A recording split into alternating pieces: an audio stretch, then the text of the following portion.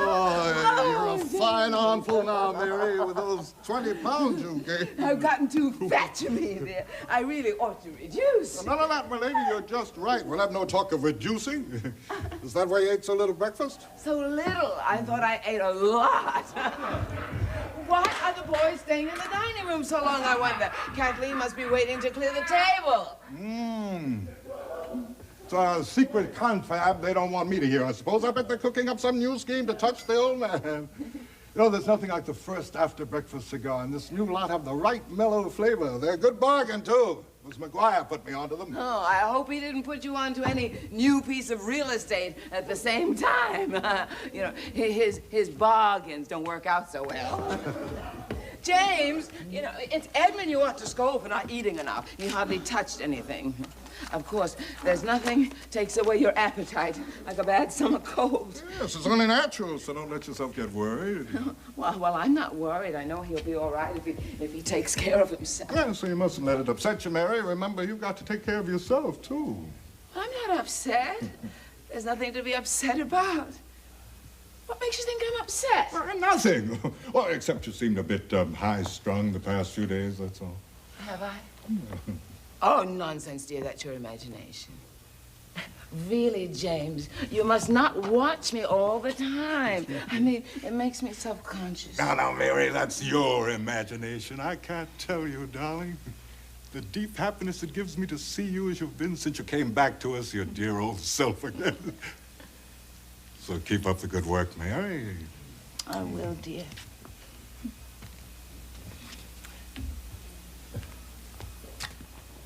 Thank heavens the fog is gone. I wasn't able to get much sleep with that awful foghorn going all night long. Yes, it's like having a sick whale in the backyard. It kept me awake, too. Did it? You were snoring so hard, I couldn't tell which was the foghorn. Jamie, Edmund, come in the living room. Give Kathleen a chance to clear the table. What was the big joke, I wonder? Some joke of Jamie's, I'll wager. He's forever making sneering fun of somebody, that one. Now, don't start in on poor Jamie. He'll turn out all right in the end. Wait and see. Better start soon, then. He's nearly 34. I was just teasing your father about his snoring. I'll leave it to the boys, James. They must have heard you. No, Jamie, not you. I could hear you down the hall almost as bad as your father. Well, why are you staring? Is it my hair? It's so hard for me to do it up properly now. My eyes are getting so bad, and I never can find my glasses. Your hair's all right, Mama. I was just thinking how well you look is all. That's what I've been telling you, Jamie. Yes, you certainly look grand, Mama. I'll back you up about Papa's snoring. Yeah, I heard it too. Gosh, what a racket. The more. I know his trumpet. Well, if it takes my snoring to make you remember Shakespeare instead of the dope sheet on the ponies, I hope I'll keep on. Now, James, you mustn't be so touchy. What were you two grinning about when you came in? I mean, what was the big joke? Well, now don't look at me. This is the kid's story. Yesterday, when I went for a walk, I dropped in at the inn, and who do you think I should meet there but Shaughnessy, the tenant on that farm of yours? That dreadful man, but he is funny. He's not so funny when you're his landlord. He's wily, that one. He could hide behind a corkscrew. What's he complaining about now, Edmund? For I'm damn sure he's complaining. No, he didn't beef about anything. He was delighted because he'd had a fight with your friend Harker, the Standard Oil millionaire, and won a glorious victory. Oh, Lord. James, you really have to do something about Bad luck to Shaughnessy anyway. I bet the next time you see Harker and give him the old respectful bow, he won't see you. Edmund, go on with your story. You remember, Papa, the pond on Harker's estate? It's right next to Shaughnessy's farm. Shaughnessy keeps pigs. Well, it seems that there's a break in the fence, and the pigs have been bathing in the millionaire's pond. Well, Harker came in person to rebuke Shaughnessy. It's a very bonehead play. Well, what happened, Edmund? Shaughnessy was waiting at the gate to welcome him. He started out by accusing Harker of breaking down the fence, to entice the pigs into the pond in order to destroy them. The poor pigs, Shaughnessy yelled. They'd caught their death of cold. Many of them were dying of pneumonia. Several others had been taken down with cholera from drinking dirty water. He told Harker he was hiring a lawyer to sue him for damages. And he wound up by saying he'd be damned if he'd stand for a Standard Oil thief trespassing. So would Harker kindly remove his dirty feet from the premises before he sicked the dog on him? And Harker did. Oh, what a terrible tongue that man has. God, you can't beat him, the damned old scoundrel. He'll get me into serious trouble, yeah. And what are you laughing at? There's nothing funny. No, James, don't lose your temper. I suppose you're regretting you weren't there to prompt Shaughnessy with a few nastier insults. You have a fine talent for that, if for nothing else. Now, wait a minute. Go, Jamie. For God's sakes, Papa, if you're gonna start this stuff again, I'll beat it. I left my book upstairs anyway. Papa, you should think you get sick of hearing yourself. You mustn't mind Edmund, James. He's not well, remember. Summer cold makes anyone irritable. Not just a cold he's got. The kid is damn sick. Well, why do you say that? It is just a summer cold. You're always imagining things. No, Jamie, Mademoiselle Edmund might have a touch with something else, too, which makes his cold worse. Oh, Mama, that's all I meant. And Dr. Hardy thinks it might be a bit of malarial fever he caught when he was in the tropics. If it is, quinine will soon cure it. Dr. Hardy. I wouldn't believe a thing he said if we swore on a stack of Bibles. What is it? What are you looking at? Is my hair? I really should get new glasses. My eyes are so bad now. Your eyes are beautiful, and well you know it. Oh, you mustn't be so silly, James. Right in front of James. Oh, he's on to you, too. He knows his fuss about eyes and hair is only fishing for compliments, eh, Jamie? Yes, you can't kid us, Mama. Oh, go along with the both of you. But I did truly have beautiful hair once, didn't I, James? The most beautiful in the world. You ought to remember it, too, Jamie. It wasn't until after Edmund was born that I had a single gray hair, and then it began to turn white. Oh, that made it prettier than ever. Will you listen to your father, Jamie, after 35 years of marriage? He isn't a great actor for nothing, you see. But I can't stay here with you any longer, even to hear compliments. I must see Bridget about dinner. James, you mustn't make Edmund work on the grounds with you, remember? Not that he isn't strong enough, but he'd perspire and he might catch more cold. You're a fine lunkhead. Haven't you any sense? The one thing to avoid is to say anything that would get him more upset over Edmund.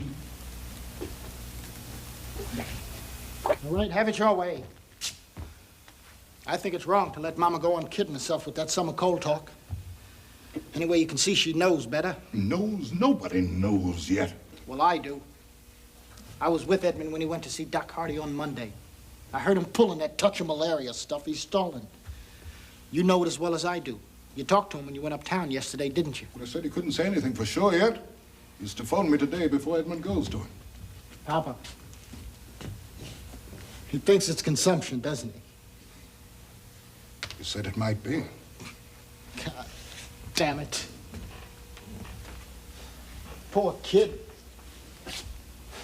You know, this might have never happened if you'd sent him to a real doctor when he first got sick. Now, what's the matter with Hardy? He's always been our doctor up here. Everything's the matter with him. He's a cheap old quack. Oh, if you mean I can't afford one of the fine society doctors who prey on the rich summer people. Papa, you're one of the biggest property owners around That here. doesn't mean I'm rich. It's all mortgaged. If Edmund was one lousy acre of land you wanted, the sky would be the limit. Now, that's a lie. Dr. Hardy doesn't put on frills or have an office in a fashionable location, but that doesn't mean... I'm a fool to argue. Can't change the leopard spots. No, you can't. You've taught me that lesson only too well. You dare tell me what I can afford. At the end of each season, you're penniless. You've thrown your salary away every week on whores and whiskey.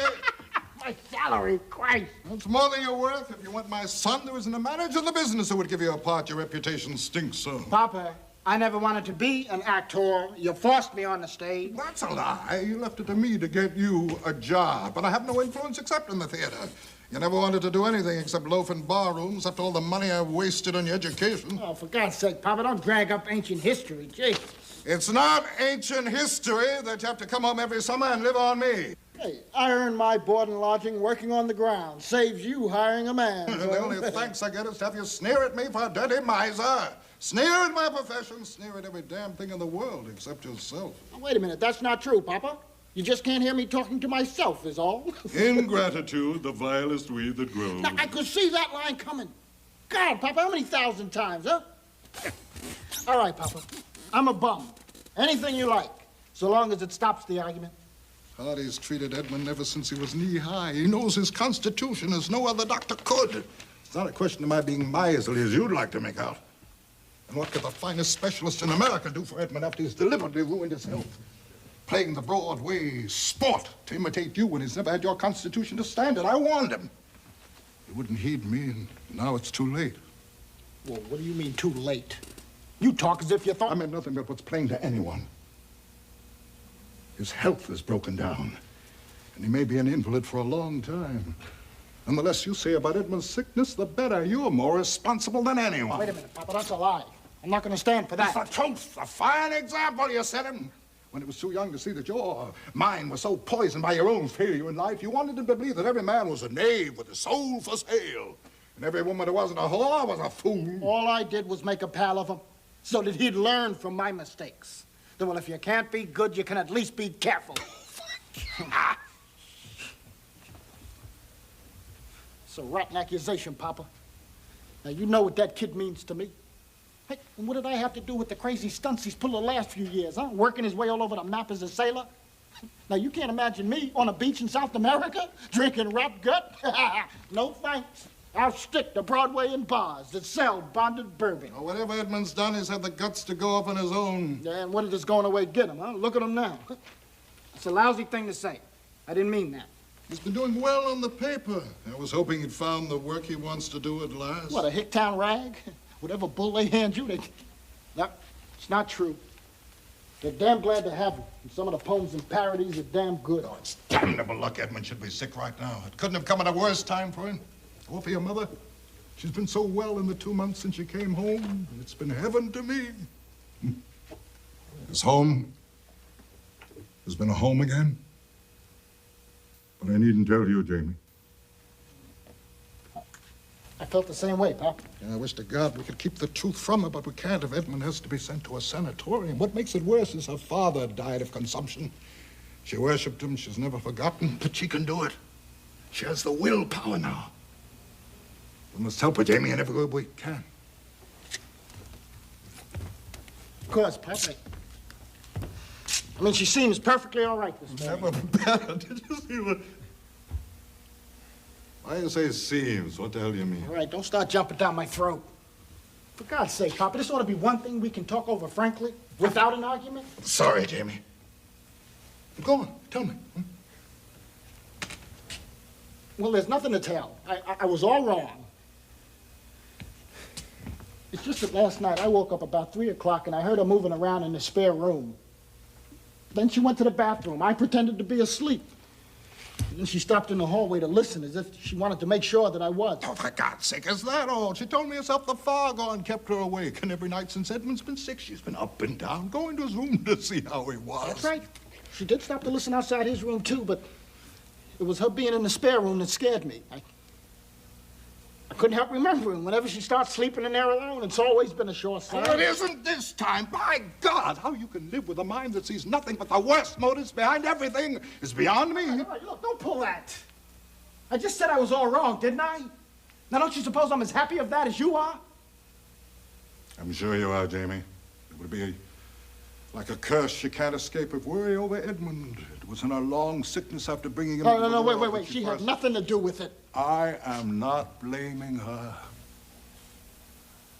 No one was to blame. The bastard of a doctor was. You wouldn't pay for a first-rate physician. So I'm to blame. That's what you're driving at, isn't it, you evil-minded loafer? Yeah, well, if we're going to work on the front hedge this morning, Pop, we better go to work, huh? Yeah.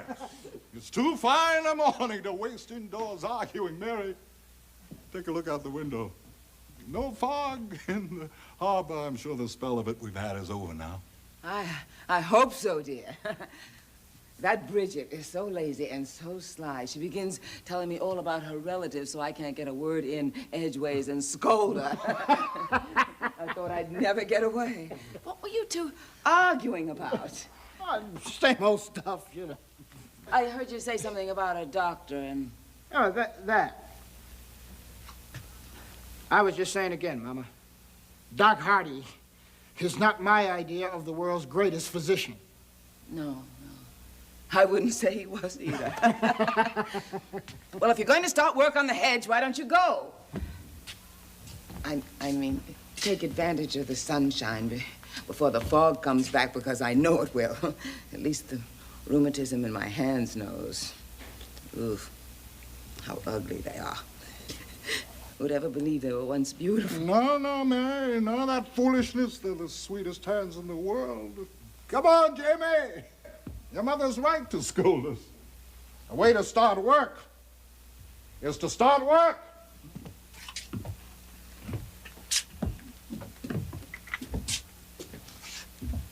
Mama, we're all so proud of you. So darn happy, but you still gotta be careful, huh? You mustn't worry so much about Edmund. He's gonna be all right. Of course he's going to be all right. And I don't know what you mean, warning me to be careful.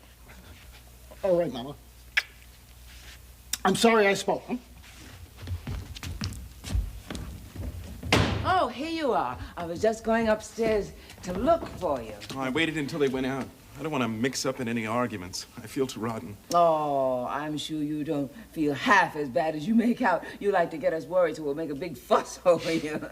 I'm only teasing, dear. But you do feel better today, don't you? All the same, you need all the rest you can. Come and sit down. I'll make you comfortable. All you need... All you need is your mother to nurse you. As big as you are, you're still the baby of the family to me, you know. Now, how's that? Never mind me. You take care of yourself. That's all that counts. Oh, I'm fine, dear. Heavens, don't you see how fat I've grown? I'll have to have all my dresses let out.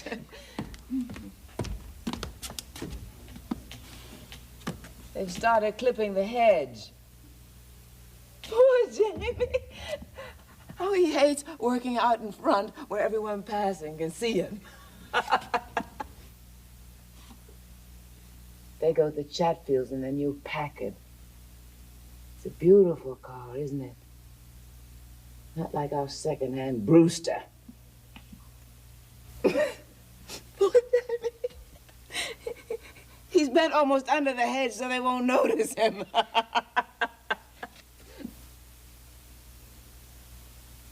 They bowed to your father.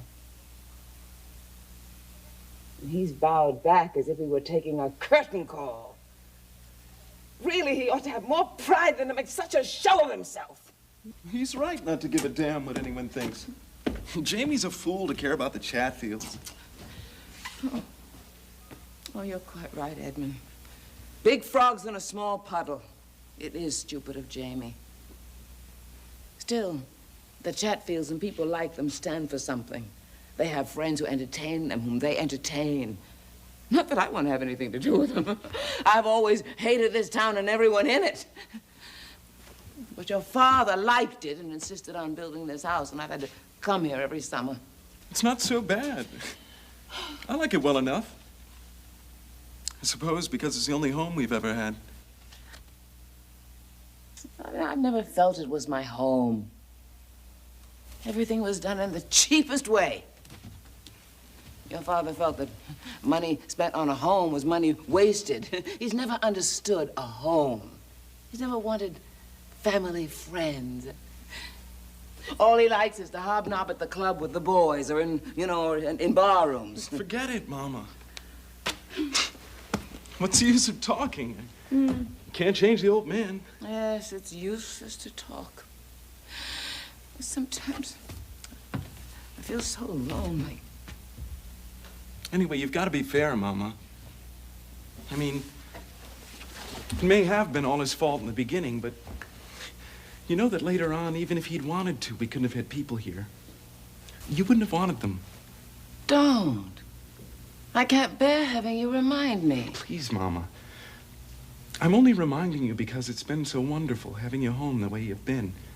It'd be terrible if... Please, dear, I know you mean it for the best, but I don't understand why you should suddenly say such things. I mean, why are you so suspicious all of a sudden? I'm not.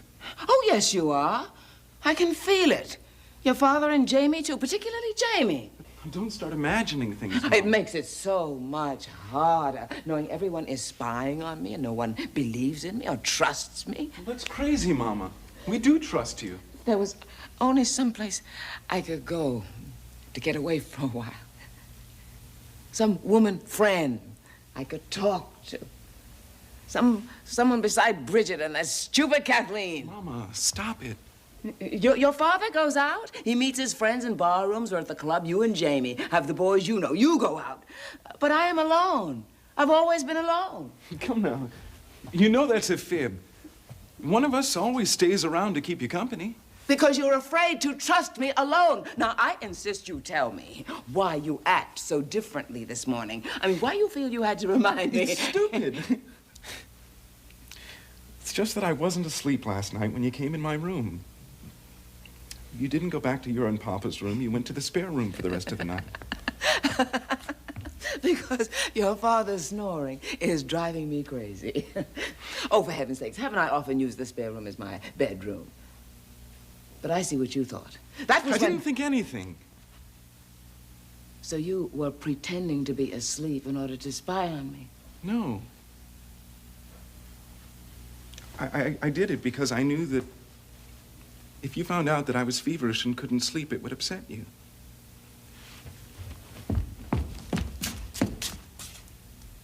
Jamie was pretending to be asleep, too. And I suppose your father... Oh, Edmund, I can't bear it. When even you... It would serve all of you right if it were true. Mama, don't say that. Please, dear. Stop suspecting me. You hurt me. I couldn't sleep because I was worried about you. Now, that's the real reason. I've been so worried ever since you've been sick. That's foolishness. You know it's only a bad cold.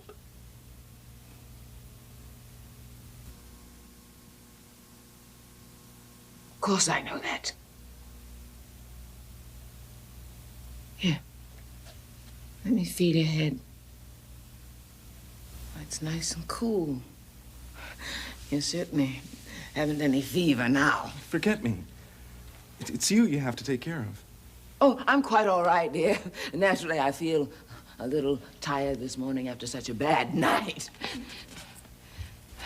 I really ought to go upstairs and lie down before lunch. Take a nap. What will you do, dear? Read here? You know, I think it would be much better for you if you go out in the fresh air and sunshine. But don't get overheated, remember. Be sure to wear your hat. Unless, of course, you're afraid to trust me alone. No. Can you stop talking like that? I think you ought to take a nap. I'll go down and help Jamie bear up. I love to lie in the shade and watch him work.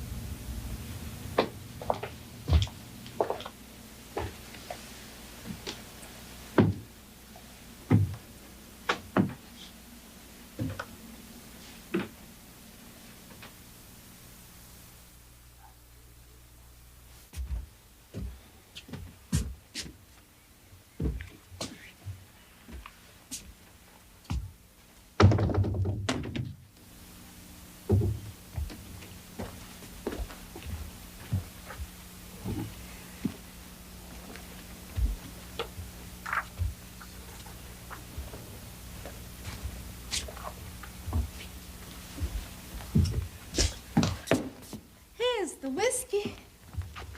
It'll be lunchtime soon. Will you call your father, Master Jamie, or will I? You do it. So wonder your father wouldn't look at his watch once in a while. He's the devil for making the meals late. And then Bridget curses me as if I was to blame. I'll wager if Mr. Jamie had a watch, he wouldn't miss the time to stop work and have his drop of whiskey. You win that one. And here's another I'd win. But you're making me call them so you can sneak a drink before they come. Well, I hadn't thought of that. No, not you. Butter wouldn't melt in your mouth, I suppose. But now that, you suggest it... I never suggest a man or woman touch drink, Mr. Edmund. Still, a drop now and then is no harm if you're in low spirits or got a bad cold. Thanks for handing me a good excuse. Well, you better call my mother, too. What for? She's always on time without any calling. She's been taking a nap. She wasn't asleep when I finished my work upstairs a while back. She's lying down in the spare room with her eyes wide open. Then just call my father. It's no wonder my feet kill me each night. I won't go out in this heat and get sunstroke. I'll call from the porch. Mr. Tyrone! Mr. Jamie! It's time!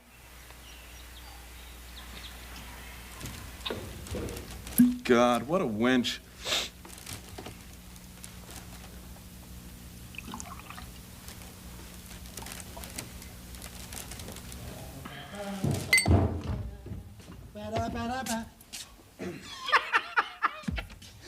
Sneaking one up.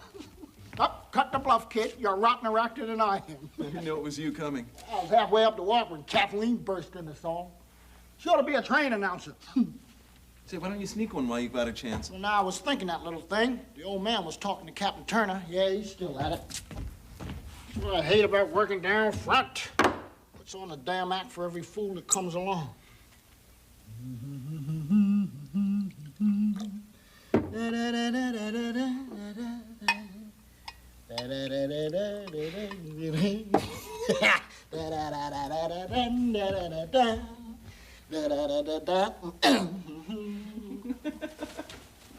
Whoa!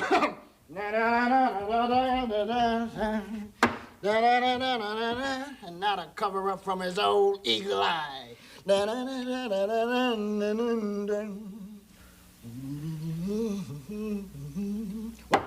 Tell me when.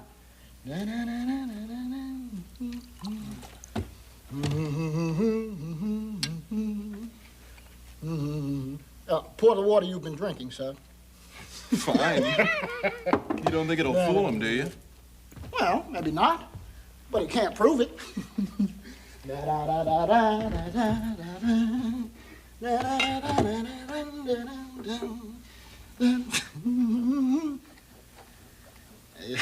Listen, kid, all joking aside, you know me, I've never lectured you. But Doc Hardy was right when he told you to cut out the red eye. Oh, I know. I'm going to as soon as he hands me the bad news this afternoon. Few before then won't make any difference. Well, glad you got your mind prepared for bad news. I mean, hell, it won't be such a joke, huh? Why? What do you think it is? Hey, heck, how would I know? I'm no doc. Where's Mama? Upstairs. When'd she go up? About the time I came down to the hedge, I guess. She said she was going to take a nap. You didn't tell me? Why should I? Is she coming down for lunch? Of course. No, of course about it. She may not want any lunch. She might start having most of her meals upstairs. That's happened, hasn't it? Cut it out, Jamie! You're all wrong to suspect anything. Kathleen saw Mama not long ago. She didn't say she wouldn't be down to lunch. Then she wasn't taking a nap. No, not right then. She was lying down, Kathleen said. In the spare room? Yes!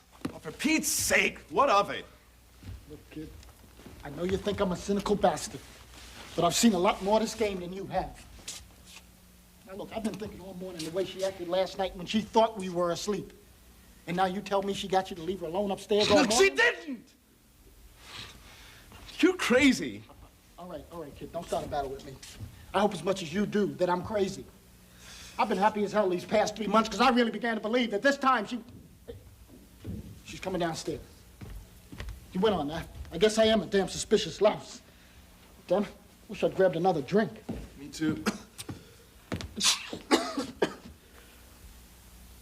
You mustn't cough like that.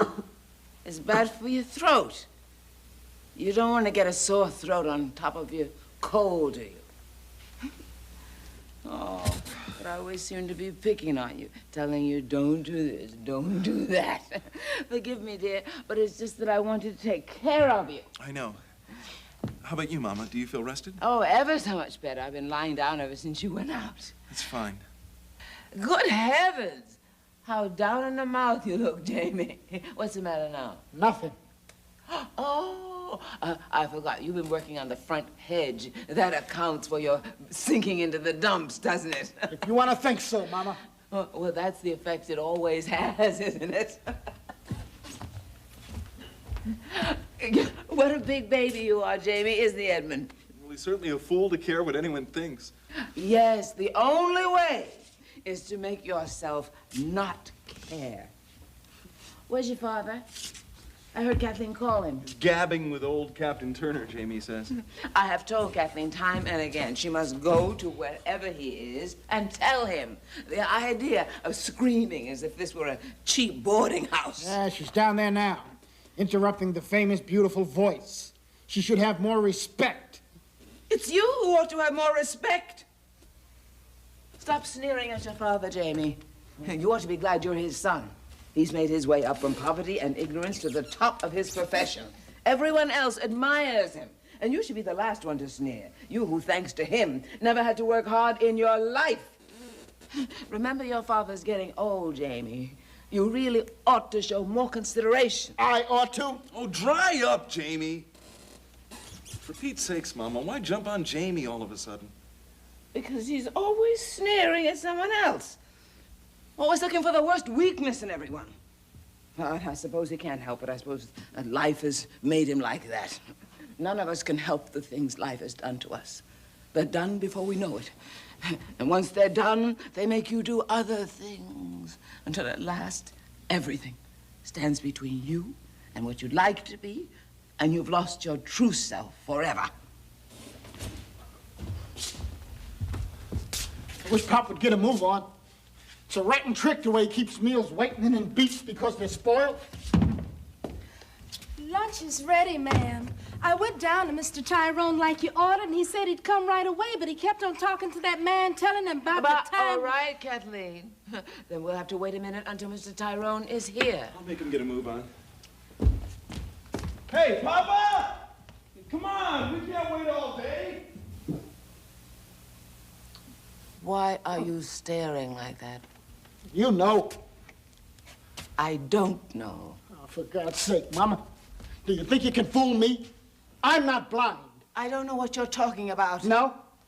Then take a look at your eyes in the mirror. I got Papa moving. He'll be here in a minute. What's happened? What's the matter, Mama? Your brother ought to be ashamed of himself.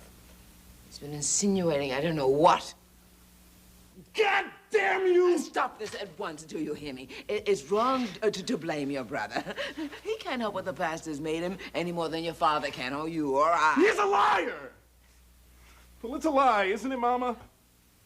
What is a lie? Now you're talking in riddles like Jamie. Edmund, don't. I hear your father coming up the steps. I must tell Bridget.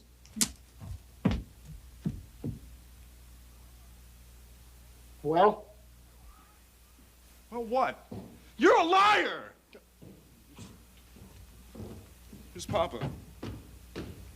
Hope he loosens up the old bottle. Sorry I'm late. Captain Turner stopped to talk, and once he starts gabbing, you can't get away from him. Man, once he starts listening. It's all right. The level in the bottle hasn't changed. As if that meant anything with you around the house. I'm onto your tricks. Did I hear you say let's all have a drink? Oh, come along then. It's before a meal, and I've always found that good whiskey, taken in moderation as an appetizer, is the best of tonics. I said in moderation. Be a waste of breath mentioning moderation to you. Hey, what's the matter here? There's gloom in the air you could cut with a knife. I'm hungry as a hunter. Now, where's your mother? Here I am. I've had to calm down Bridget. She's in a tantrum over your being late again.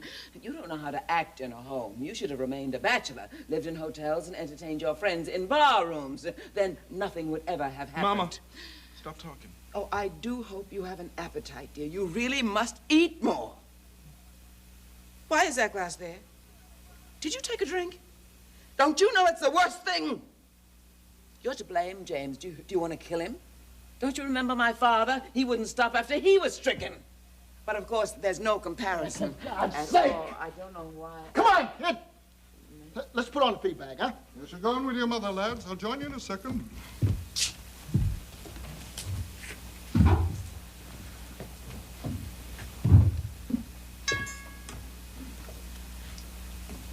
Why do you look at me like that?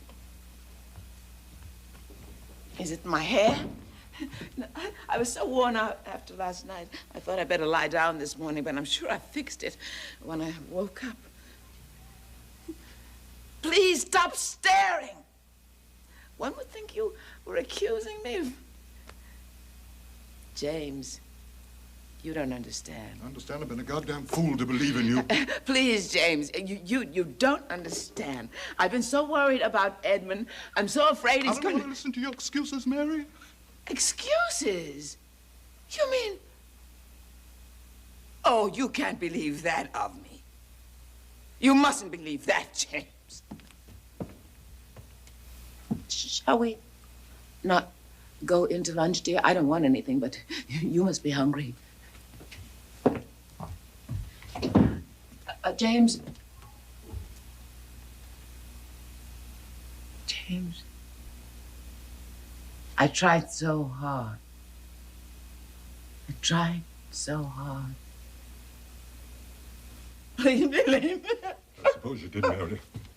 For the love of God, why couldn't you have the strength to keep on?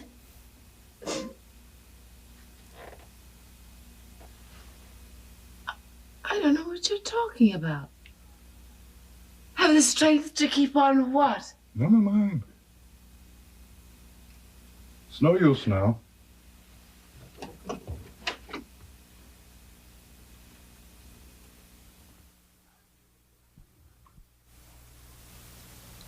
It's useless finding fault with Bridget. She doesn't listen. Oh, and she does do her best at times. It's too bad they happen to be just the times you seem to be late, James. Well, there's this consolation. It's difficult to tell from her cooking whether she's doing her best or her worst. Never mind. The summer will soon be over. Thank goodness. Your season will open again and we can go back to trains and hotels. I hate them too, but at least I don't expect them to be like a home. And then there's no housekeeping to worry about. You know, it's unreasonable to expect Bridget and Kathleen to act as if this were a home. They know it isn't as well as we know it. It never has been, it never will be. No, it never can be now, but it was once before you... Before I what? No, whatever you mean. It isn't true, dear. It was never a home. I mean, you've always preferred the club or a bar room. I mean, in a real home, one is never lonely. You forget, I know from experience, what a real home is like. I gave up one to marry you, my father's home. I'm worried about you, Edmund. You hardly touched anything at lunch. You must eat. Promise me you will, dear, for my sake. Yes, Mama. That's a good boy. Hello, sir. McGuire said he'd call me. McGuire. You must have another piece of property no one would think of buying except your father. Hello? Oh, how are you, Doctor? I see. Well, you'll explain all about it to him when you see him this afternoon, 4 o'clock. I'll drop in myself and have a talk with you before that. I have to go uptown on business anyway. Goodbye, Doctor.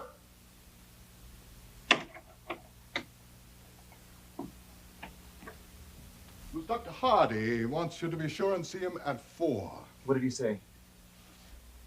Not that I give it to him now. I wouldn't believe him if he swore on a stack of Bibles. You mustn't pay attention to a word he says, Edmund. Mary? Oh, we all realize why you like him, James, because he's cheap. But please don't try to tell me. I know Dr. Hardy. He's an ignorant fool. When you're in agony and half insane, he sits and holds your hand and delivers sermons on willpower. He deliberately humiliates you. He treats you like a criminal. And yet it was the same type of cheap quack who first gave you the medicine in the first place. And you never knew what it was until it was too late. Oh, I hate doctors. They'll do anything to keep you coming to them. They'll sell their souls. What's worse, they'll sell yours. And you never know it till one day you find yourself in hell. Mama, stop talking. Mary, it's no time. Forgive me, dear. You're right. It's useless to be angry. I'm going upstairs for a moment. Will you excuse me, dear? I have to fix my hair. That is, if I can find my glasses. I'll be right down. Mary. Yes, dear. What is it? Nothing. Well, you're welcome to come up and watch if you're so suspicious. I'm not your jailer. This isn't a prison. No, I know you can't help thinking it's a home. I'm sorry, dear. Forgive me. I mean, I don't mean to be bitter. It's not your fault.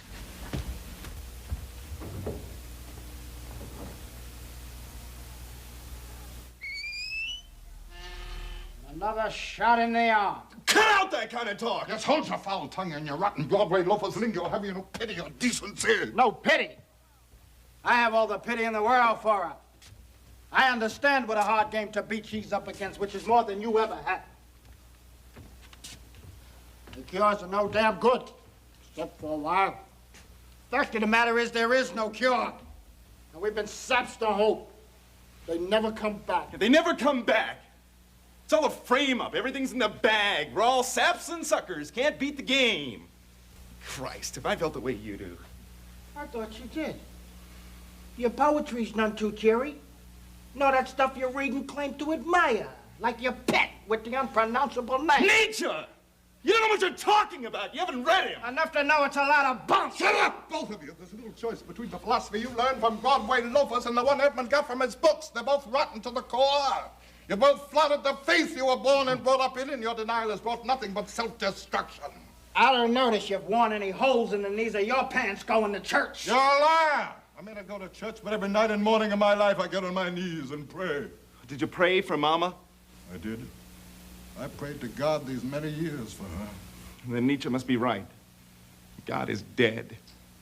Of his pity for man hath God died. If your mother had prayed too, she hasn't denied her faith. But she's forgotten it. Oh, but what's the good of talk? We've lived with this before. And now we must again. If only she hadn't led me to hope this time. By God, I never will again. It's a rotten thing to say, Papa. Well, I'll hope. It's only just started. She can still stop!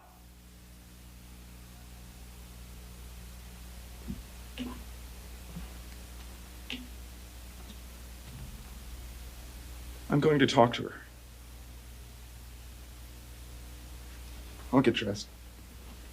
Make so much noise she can't suspect I came to spy on her.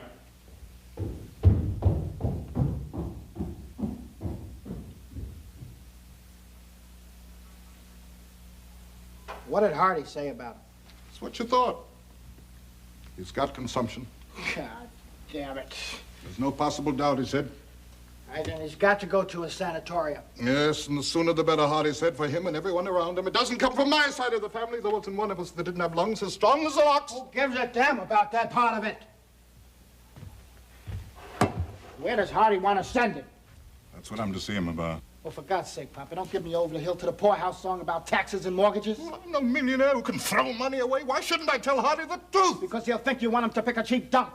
And with your idea that consumption is fatal, you'll figure to waste the money to spend any more than necessary. You lie! Well, prove I'm a liar. That's what I want. That's why I brought it up. Now, I've said all I've got to say. It's up to you.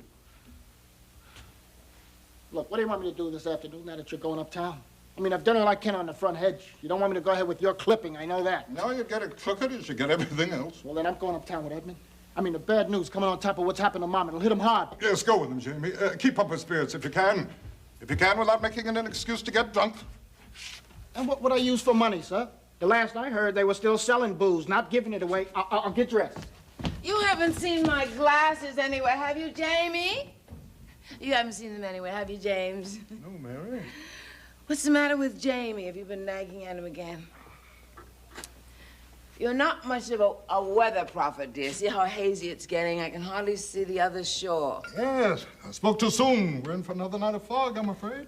Oh, where's Jamie going? He's going with Edmund to the doctor's. They're going to have to change his clothes. I better do the same or I'll be late for my appointment at the club. Don't go, dear. Something I wanted to say. What is it? I've forgotten. I'm glad Jamie's going uptown. You didn't give him any money, I hope. I did not. Because he'd only spend it on drink. And you know what a vile, poisonous tongue he has when he's drunk. Not that I'd mind anything he said tonight, but he always manages to drive you into a rage. Especially if you're drunk, too, as you will be. I won't. I never get drunk. Oh, I'm sure you'll hold it well. You always have. I've never missed a performance in my life. That's the proof. And if I did get drunk, it's not you who should blame me. No man has ever had a better reason. Don't think I'm finding fault, dear. You must do as you please. I won't mind. I know you won't. I've got to get dressed. Oh, wait a while. You will all be leaving me so soon. It's you who are leaving us, Mary. James, that's a silly thing to say. I mean, how could I leave if there's nowhere I could go? I have no friends. It's your own fault. There's surely one thing that you can do this afternoon that will be good for you, Mary. Take a drive in the automobile. I bought the automobile for you. A waste, the same old waste that'll land me in the poorhouse in my old age. Yes, it was a waste of money, James. You shouldn't have bought a second-hand automobile. It's one of the best makes. Everyone says it's better than any of the new ones. You mustn't be offended, dear. I was grateful and touched when you gave me the automobile. Mary. Dear Mary, for the love of God, for my sake, and the boy's sake, and your own. Won't you stop now? James, please. Stop. What are you talking about? James, we've loved each other. We always will. Let's remember only that and not try to help things that cannot be helped. The things life has done to us that we cannot excuse or explain. You won't even try. Try to go for a drive this afternoon, you mean? I will if you insist. Although I never know where to tell Smith to go. If there was some friend's house where I could drop in to laugh and gossip a while. But, of course, there isn't. At the convent, I had so many friends. You know, girls whose families had such lovely homes. I'd visit them in their homes, and they'd visit me in my father's For God's sakes, don't dig up what's long forgotten. If you're that far gone in the past already when it's only the beginning of the afternoon, what will you be tonight? Well, come to think of it, I do have to go uptown. There's something I must get at the drugstore. I'll leave it to you to have some of the stuff hidden in prescriptions for more. Well, I hope to God you're laying a good stock ahead this time, so we'll never have another night like the one when you screamed for it and ran out of this house in your night dress half crazy to try and throw yourself off the dock. I have to get toilet soap and tooth powder and cold cream and... James, please, you must remember. Sorry. Forgive me, Mary. Doesn't matter. Do you remember, James? How healthy I was before Edmund was born? Even traveling with you season after season, with week after week of one-night stands, burying children in hotel rooms, I still kept healthy. But burying Edmund was the last straw. I was so sick afterwards. And that ignorant quack of a cheap hotel doctor, all he could do was see that I was sick and in pain. It was so easy for him to stop the pain. Mary, for God's sake, forget the past. Why? How can I? I mean, the past is the present, isn't it? No. It's the future, too. I mean, we all try to lie out of that, but life won't let us. I blame only myself. You know, I swore after Eugene died that I'd never have another baby. I was to blame for his death. If I hadn't left him with my mother to join you on the road, Jamie would never have been allowed, when he still had the measles, to go into the baby's room. I always believed he did it on purpose. He was jealous of the baby. Oh, I know he was only 7, but he'd been warned it might kill the baby. He knew. I've never been able to forgive Jamie for that. Are you back with Eugene now? Can't you let our dead baby rest in peace? It was my fault. I should have insisted on staying with Eugene and not have let you persuade me to join you. And above all, I shouldn't have let you insist that I have another baby to take Eugene's place, because I knew I'd proved by the way I left him that I wasn't worthy to have another baby. That God would punish me if I did. I never should have born Edmund. Mary, be careful with your talk. If you hurt you, you might think you never wanted him, and he's feeling bad enough already without... Oh, it's a lie! I did want him more than anything in the world. You don't understand. I meant for his sake. You see, I was afraid all the time I carried him.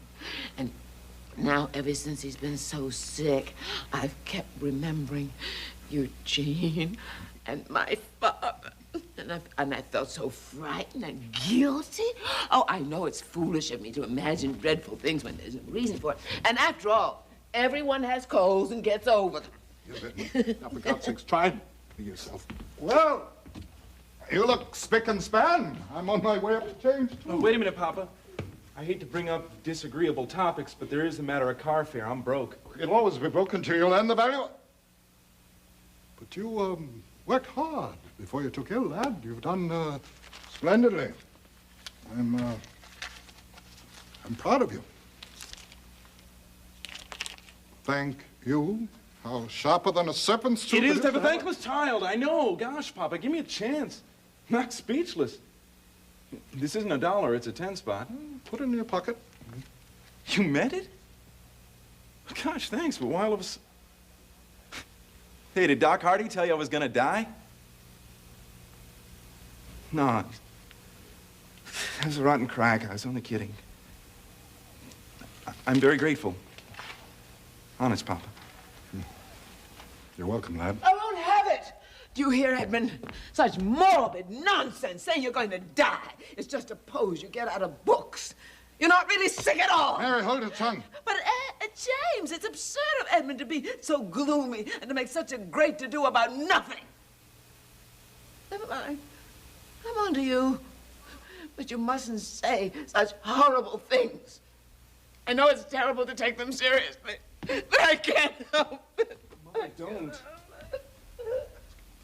My God, look at the time. I'll have to shake a leg.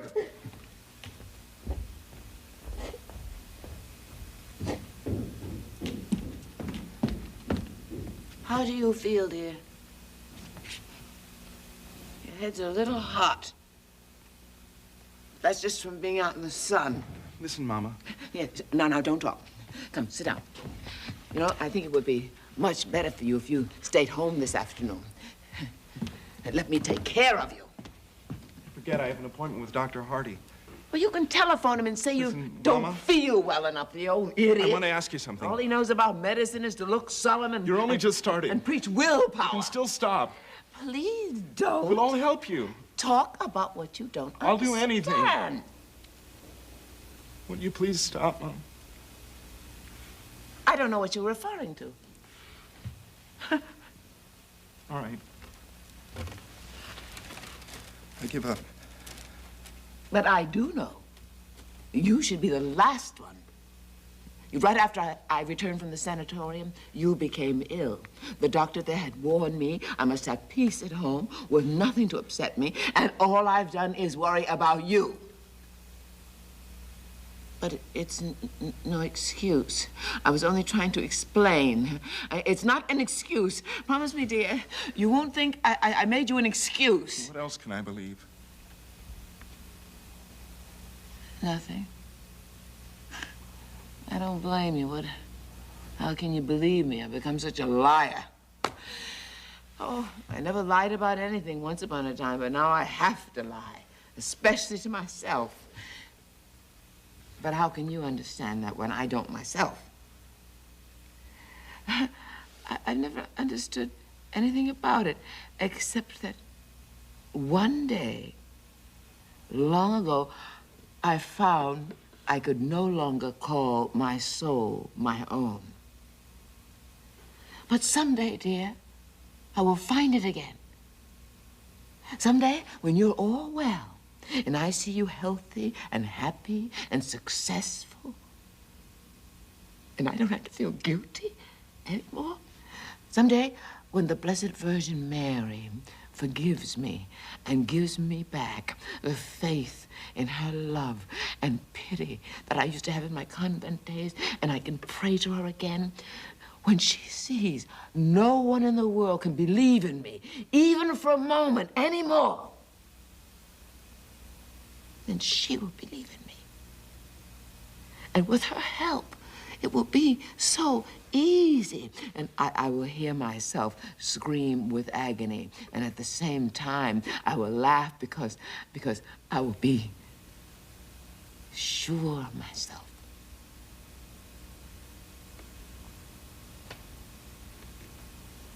Of course, you can't believe that either. Now I think of it, you may as well go uptown. I have to go to the drugstore. Mama, don't. I suppose you'll divide that $10 your father gave you with Jamie. Well, I know what he'll do with his share. But Edmund, promise me you won't drink. It's so dangerous. You know Dr. Hardy told you. I thought he was an old idiot. Come on, Ed. Go on, Edmund. Jamie's waiting. I hear your father coming downstairs, too.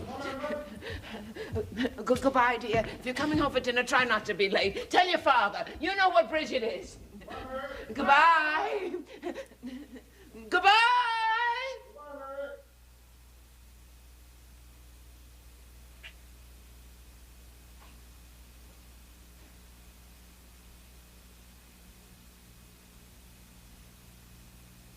So lonely here.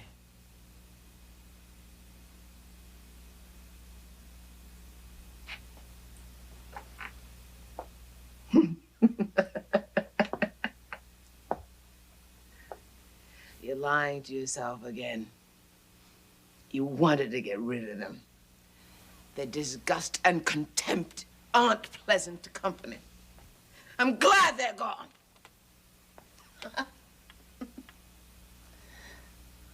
Mother of God, why do I feel so lonely?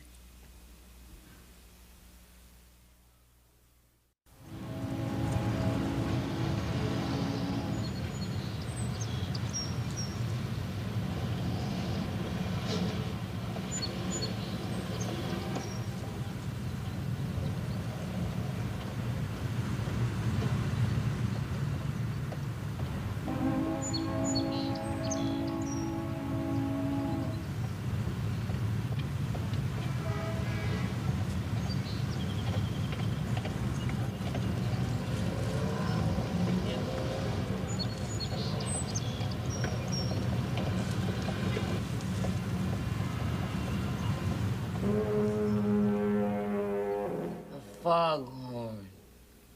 Isn't it awful, Kathleen? It is indeed, ma'am.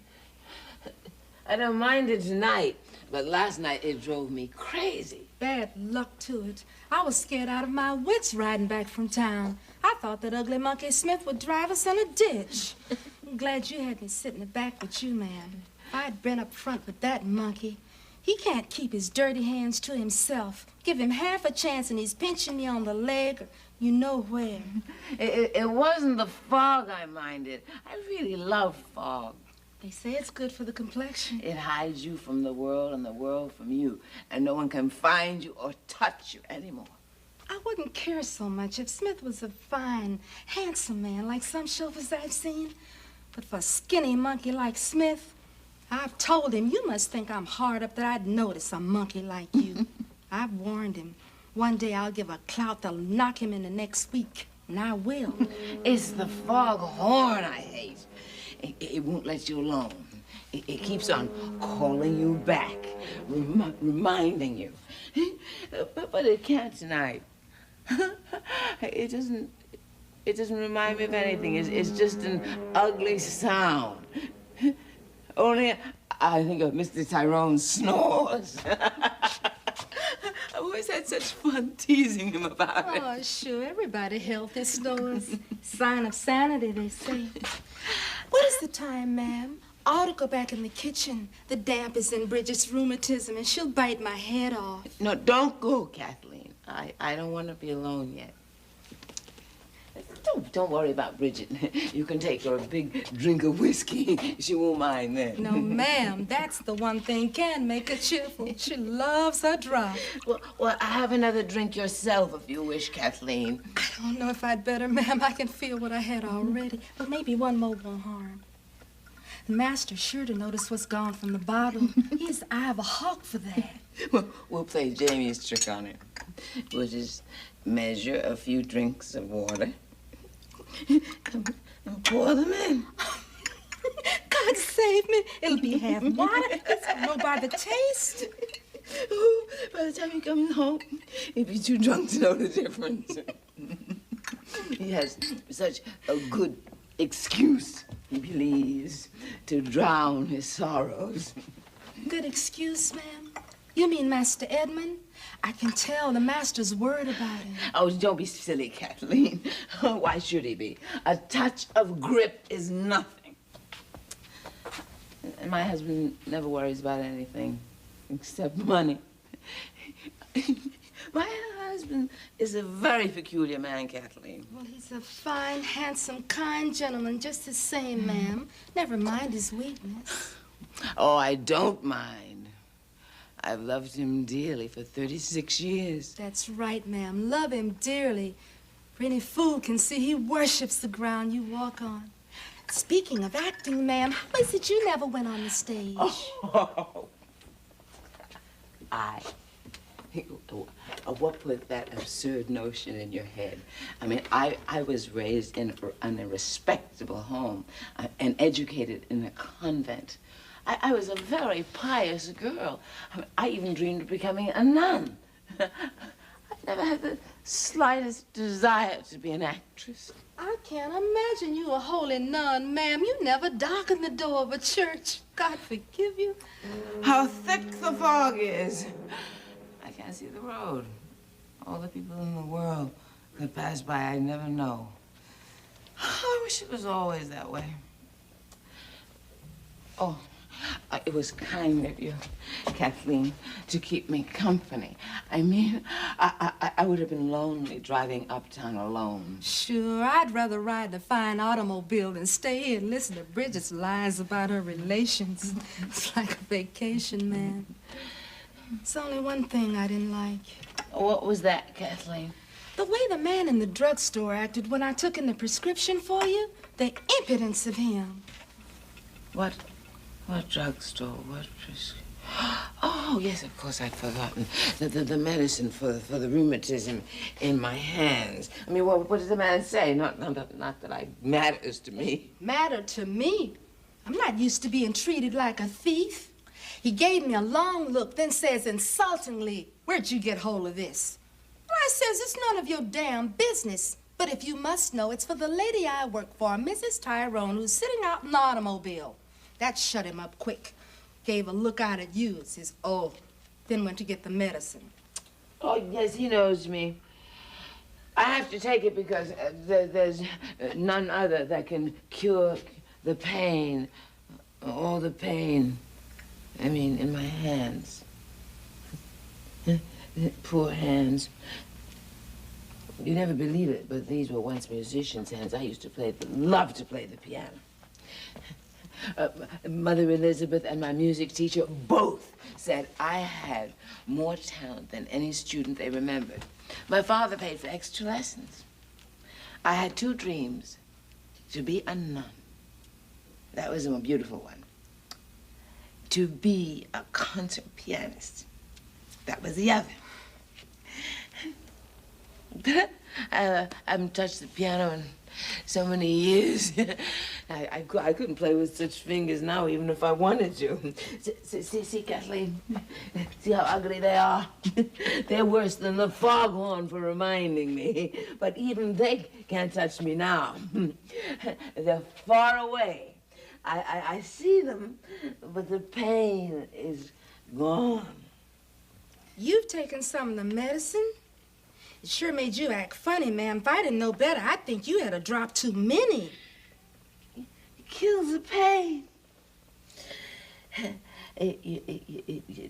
At last you go back until you're beyond its reach. Only the past, when you were happy, is real. If you think Mr. Tyrone is handsome now, Kathleen, you should have seen him when I first met him. He was a great matinee idol then, you know. Women used to wait outside the stage door just to see him come out. So you can imagine how excited I was when my father wrote me that he and James Tyrone had become friends, and that I was to meet him when I came home for Easter vacation. He took me to see him act first.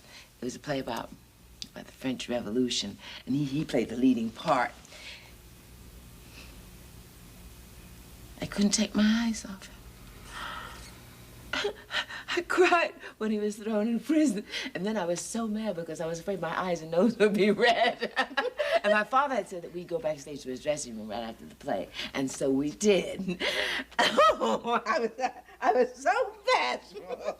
All I could do was stammer like a little fool. But he didn't seem to think I was a fool. I know he liked me from the moment we first met. Well, I guess my eyes and nose couldn't have been red after all. I fell in love right then. So did he told me afterwards. I forgot all about becoming a nun or a concert pianist. All I wanted was to be his wife. 36 years ago, Kathleen, but I can see it as if it were tonight. And in all those 36 years, we have loved each other. That has made me very happy, Kathleen. Well, he's a fine gentleman, and you a lucky woman. Can I take the drink to Bridget now, ma'am? I ought to be in the kitchen helping her. If she don't get something to quiet her temper, she'll be after me with the cleaver. Oh, yes, go. I don't need you now. Thank you, ma'am.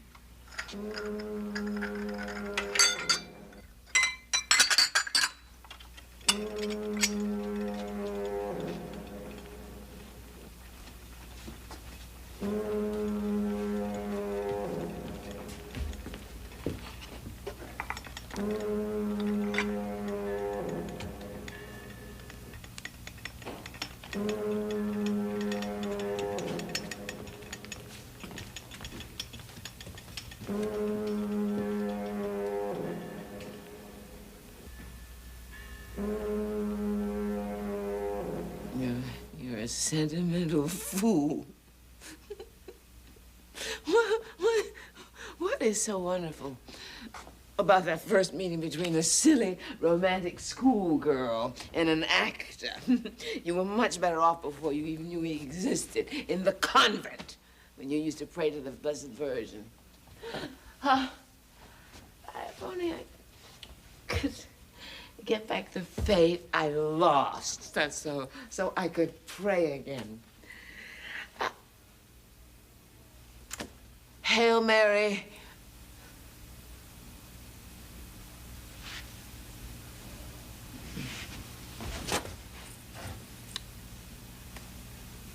Hail Mary, full of grace.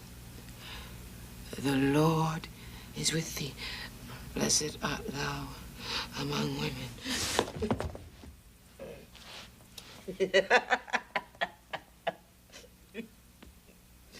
You think the Blessed Virgin can be fooled by a lying dope fiend reciting words? Oh, I must go upstairs. When you start again, you never know exactly how much you need. That must be them.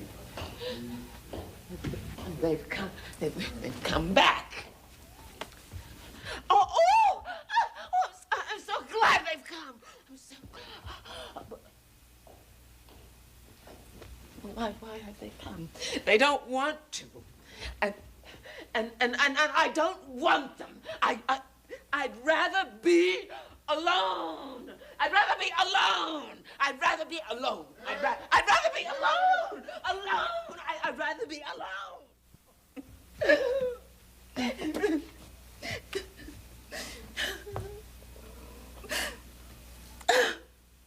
Oh, I'm so glad they've come. I've been so lonesome and blue. Horribly. Oh, I'm here in the sunroom. I've been waiting for you. Oh, I'm so happy you've come. I've been sitting here so horribly lonely. Come and sit down.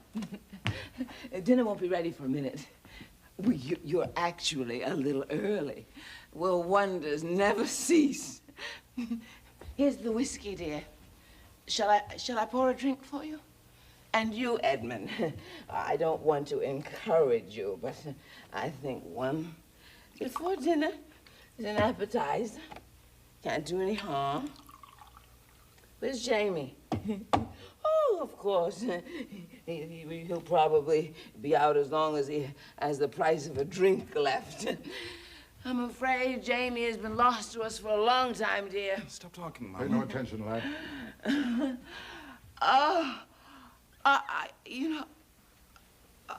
I'm afraid it's hard to believe, seeing Jamie as he is now, that he was ever my baby. Do you remember what a healthy, happy baby he was, James? I mean, Eugene was the same too before, I let him die during the 2 years he lived. I was to blame for his death. Papa, shut up. Oh, who would have thought Jamie will grow up to disgrace us? Oh, such a pity. Poor Jamie. It's hard to understand. No, it isn't. You brought him up to be a boozer. Since he first opened his eyes, he's seen you drinking.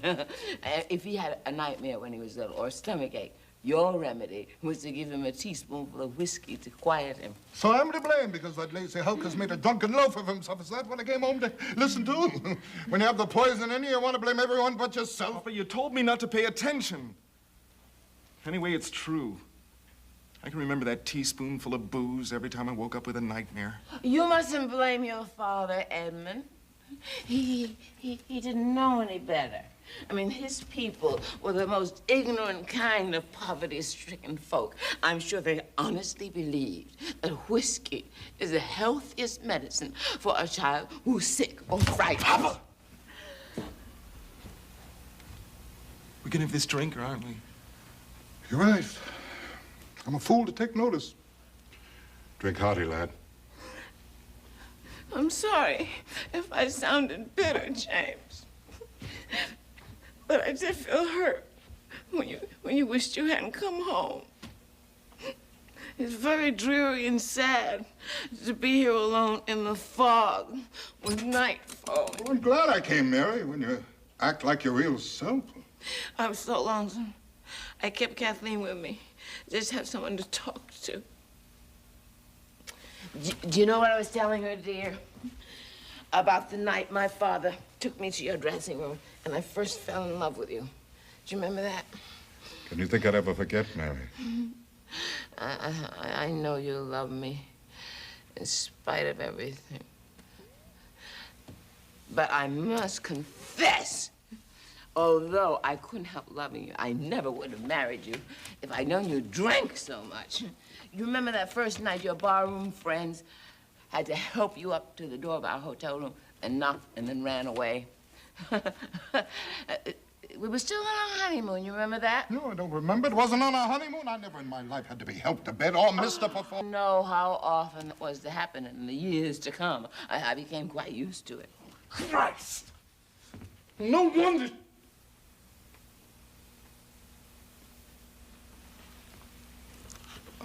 When is dinner, Mama? It must be time. Yes, it must be. Let's see, Mary, can't you forget? No, dear. But I forgive. So don't look so guilty. I don't want to make you sad. Or I don't want to be sad. Do you remember our wedding, dear? I'm sure you've completely forgotten what my wedding dress looked like. My father had told me that I could buy anything I wanted, never mind the cost. The best is none too good, he said. I'm afraid he spoiled me dreadfully. But my mother didn't. She was very pious and strict. She used to say to my father, "You never say to me, never mind what it costs when I buy anything." I think she was jealous. She said, "You spoil that girl. If she ever gets married, she'll never make a good wife." Poor mother. But she was mistaken, wasn't she, James? I mean, I haven't been such a bad wife, have I? I'm not complaining, Mary. At least I've loved you dearly and done the best I could under the circumstances. That wedding gown was nearly the death of me and the dressmaker, too. You know, at last she said she refused to touch it, or she might spoil it. And I made her leave so I could be alone to examine myself in the mirror. And I said to myself, "You're just as pretty as any actress he's ever known. And you don't have to use paint." Oh, where is my wedding gown now, I wonder? You know, I used to hope I would have a daughter, and when it came time for her to marry, well, she couldn't have bought a lovelier gown, and I knew, James, that you'd never tell her, never mind the cost. You probably want her to get something at a bargain. It's probably one of the old trunks in the attic. Someday I'll have to look. Isn't it dinner time, dear? Well, if I can't eat yet, I can drink. I'd forgotten I had this.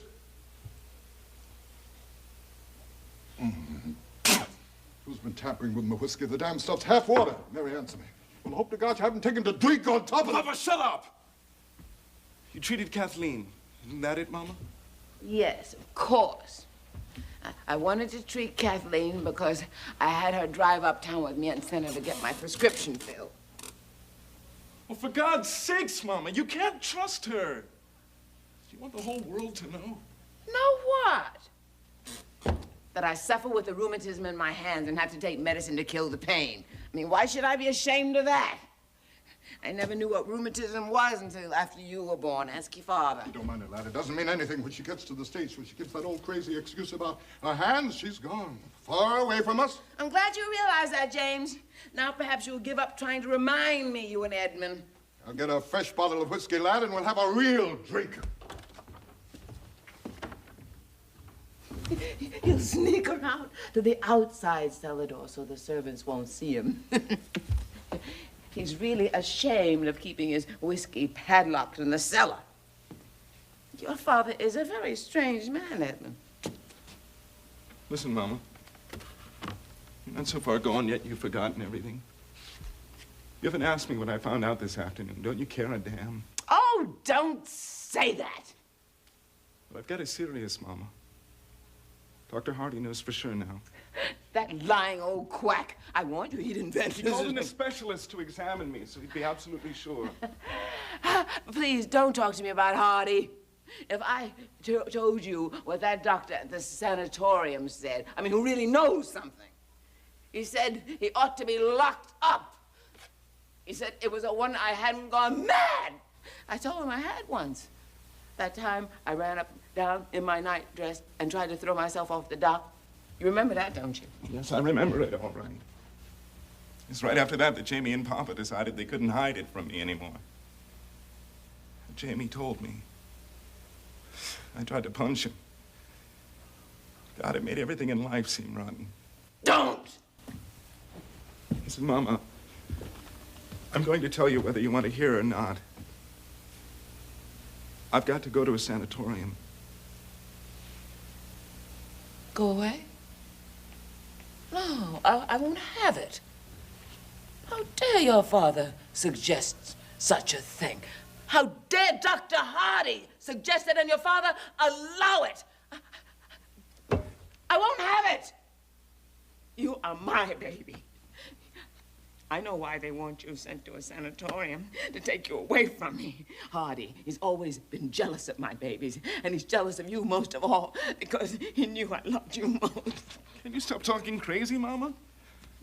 Let's talk about loving me, and you won't even listen when I try and tell you how sick I am. No, now that's enough. I don't get to hear because I know it's nothing but Hardy's ignorant lies. You're so like your father, dear. You love to make a scene so you can be all dramatic and tragic. If I gave you the slightest encouragement, you tell me next you're going to die. People do die of it. Your own father. Why do you mention him? There's no comparison at all. He had consumption. I hate you when you become gloomy and morbid. I forbid you to mention my father's death. Do you hear me? Do you hear me? Yes! I hear you! I wish to God I didn't. It isn't easy to take at times, having a dope fiend for a mother.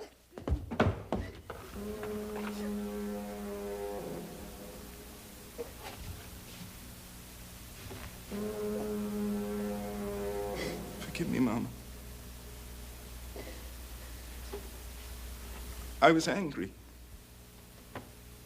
You hurt me.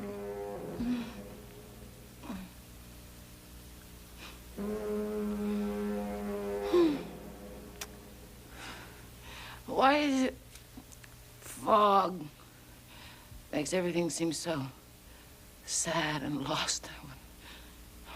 I can't stay here.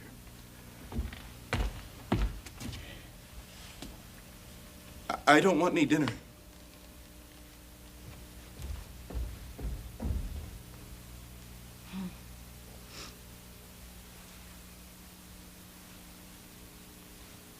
I haven't taken enough. Go upstairs. Oh, sometime without meaning to. I'll take an overdose. I couldn't do it deliberately. The Blessed Virgin would never forgive me then. Padlock is all stretched. That drunken loafer's tried to pick the lock with a piece of wire the way he's done before, but I fooled him this time. It's a special padlock a professional burglar couldn't pick. Where's Edmund? He went out. He said he didn't want any dinner. He doesn't seem to have much of an appetite these days. Jay, but it's just a summer cold. James, I'm so frightened. I'm afraid he's going to die. Don't say that. It's not true. They promised me in 6 months he'd be cured. You don't believe that. I can tell when you're acting. And it'll be my fault. I should never have born him. I couldn't have hurt him then. And he would never have had to know that his mother was a dope thief. Oh, God, he loves you. He knows it was a curse put on you without your knowing it or willing it. Huh? Proud you're his mother. Yes, Catalina, hush now. You don't want her to see you crying. Dinner is served, sir. Dinner served, ma'am. Don't look at me like that. If I had a drink, I didn't steal it. I was invited. Come along, dear. That's about dinner. Hungry as a hunter.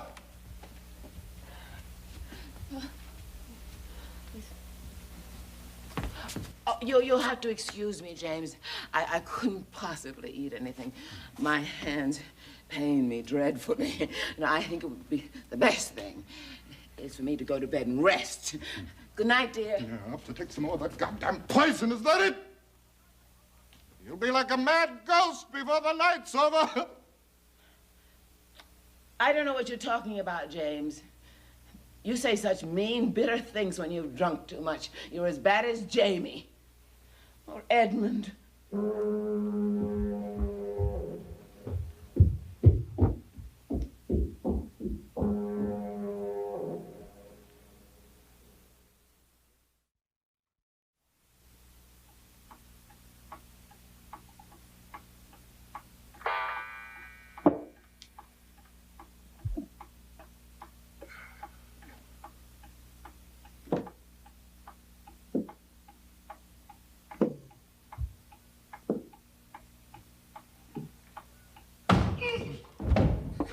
Who's there? You, Edmund? Yes! Well, turn out that light before you come in. Glad you come, lad. I'm damn lonely. I told you to turn out that light. We're not giving a ball. There's no reason to have the house ablaze with electricity at this time of night. Burning up money. Blaze with electricity? One bulb, I damn near busted my knee on the door. Well, you can see your way well enough if you were sober. If I was sober, I like that. Christ, one bulb. You know, I'd prove to you by figures, if you left one bulb on all night, it wouldn't be as much as one drink. No, the hell with your figures. The proof is in the bills I have to pay. Yeah, facts don't mean anything, do they? What you want to believe, that's the only truth. Like Shakespeare was a Catholic, for example. So he was. The proof is in his plays. Well, he wasn't. No proof of it in his plays, except to you. Well, I'm not going to argue with you. I told you to turn out that light in the hall. Are you going to obey me or not? Not. You want to be a crazy miser. You can put it out yourself. Hey, listen to me. I've excused you, and I've never lifted my hand to you, but there's a straw that breaks the camel's back. Now, you'll obey me and put out that light, or big as you are, I'll give you a thrashing that'll teach you.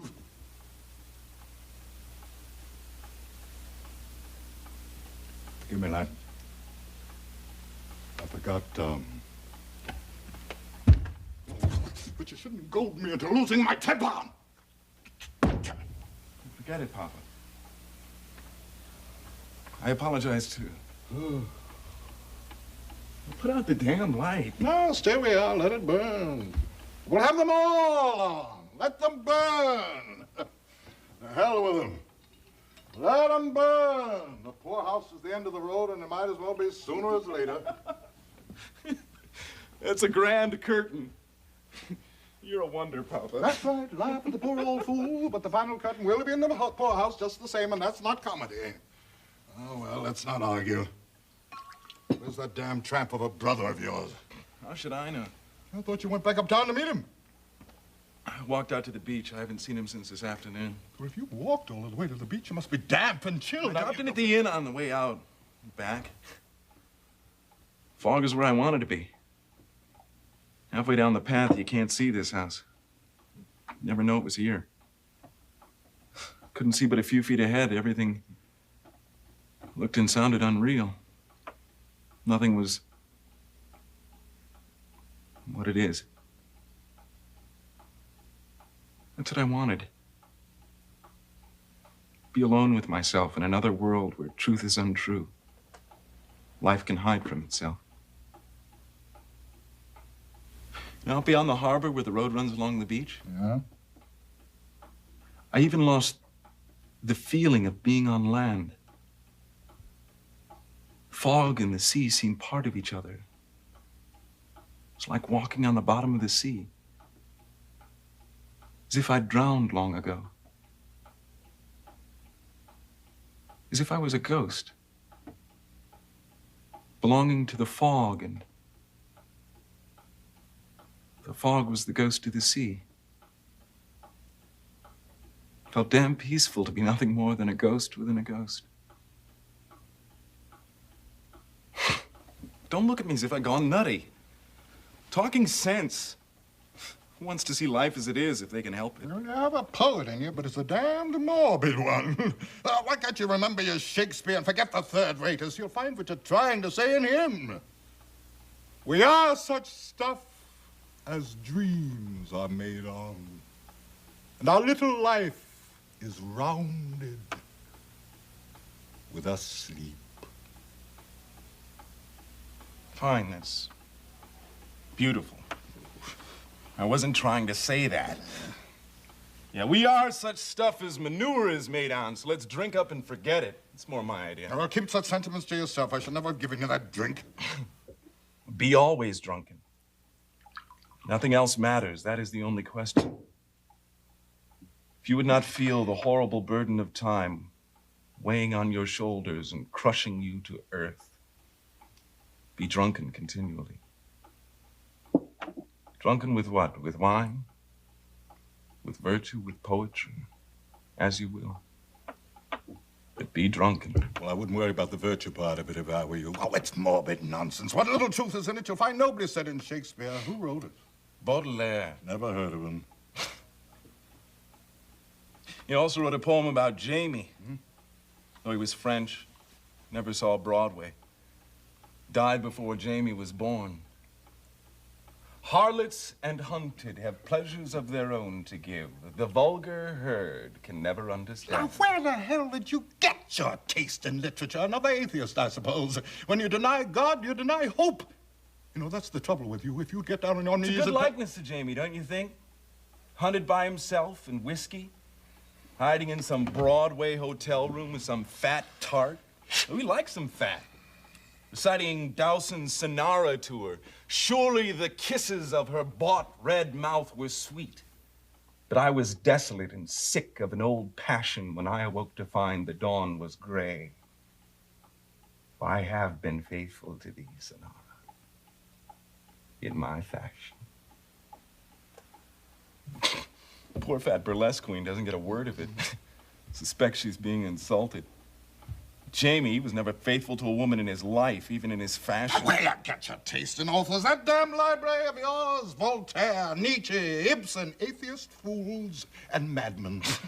And the poets, this Dowson and this Baudelaire, Swinburne. Whitman and Poe. Whoremongers and degenerates. When I've got 3 good sets of Shakespeare there you can read. They say he was a souse, too. They lie. Oh, I don't doubt he liked his glass. It was a good man's failing, but he knew how to drink so it didn't poison his mind with morbidness and filth. Don't you compare him with that pack you've got in there, your dirty Zola and your Dante Gabriel Rossetti, who was a dope fiend. Perhaps we should change the subject. Did you hear? She's moving around. I was hoping she'd gone to sleep. Hey, forget it. How about another drink? When did Mama go to bed? Right after you left, she wouldn't eat any dinner. What made you run away? Nothing. Here's how. Drink hearty, lad. She's moving around a lot. Hope to God she doesn't come down. Yes. She'll be nothing but a ghost haunting the past by this time. Back before I was born. Yes, doesn't she do the same with me? Back before she ever knew me. You think the only happy day she's ever known were at her father's home or at the convent playing the piano and praying. But as I've told you before, lad, you must take her memories with a grain of salt. Her wonderful home was ordinary enough. Her father wasn't the great gentleman she makes out. Well, he was a nice enough man. I liked him. And he liked me, too.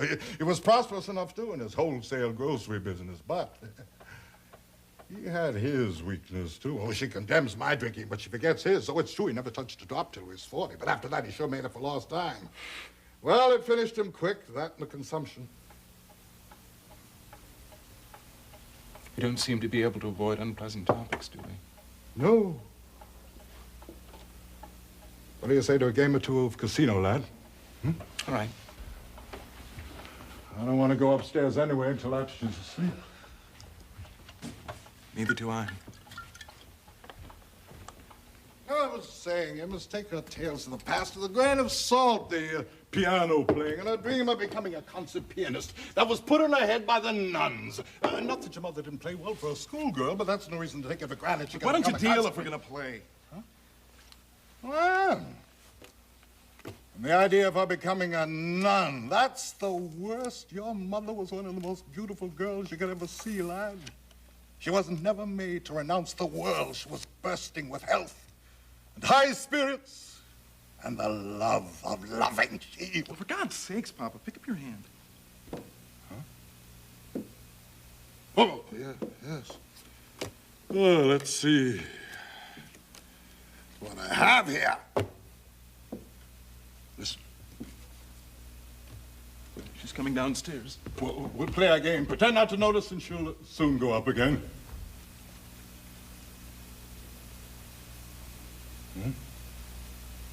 No. I don't see her. She must have started down and turned back. Thank God. It's pretty horrible to see her the way she must be now. Well, you mustn't be too hard on her, lad. Remember, she's not responsible. Once that cursed poison Look, I gets know hold of damn well anybody- she's not responsible. I know who is. After you found out she'd been made a morphine addict, why didn't you take her to a cure then at the start while she still had a chance? Nah, would have been spending some money. Bet you told her all she had to do was use a little willpower. Now, haven't I? I've spent thousands upon thousands in cures. A waste. What could have they done? She always started again. Because you never gave her anything that would help her want to stay off it. No home. Except this summer dump in a place she hates. Or dragging her around on the road with you season after season on one-night stands. Her waiting for you in dirty hotel rooms with no one she could talk to. You to come back with a bun on after the bars closed. Oh, Jesus, when I think of it, I hate your guts. I never dragged on the road against her will. I naturally wanted her with me. I loved her! And she came because she loved me and wanted to be with me. That's the truth, no matter what she says when she's not herself. And she needn't have been lonely. She had her children, and I insisted, in spite of the expense, on having a nurse to travel with her. Yes, your one generosity. And that because you were jealous of her, paying too much attention to us. If she didn't take care of me and had that to occupy her mind, maybe she would have been able to stop. Oh, for that matter, if you insist on judging things by what she says when she's not in her right mind, if you hadn't been born, she never would have.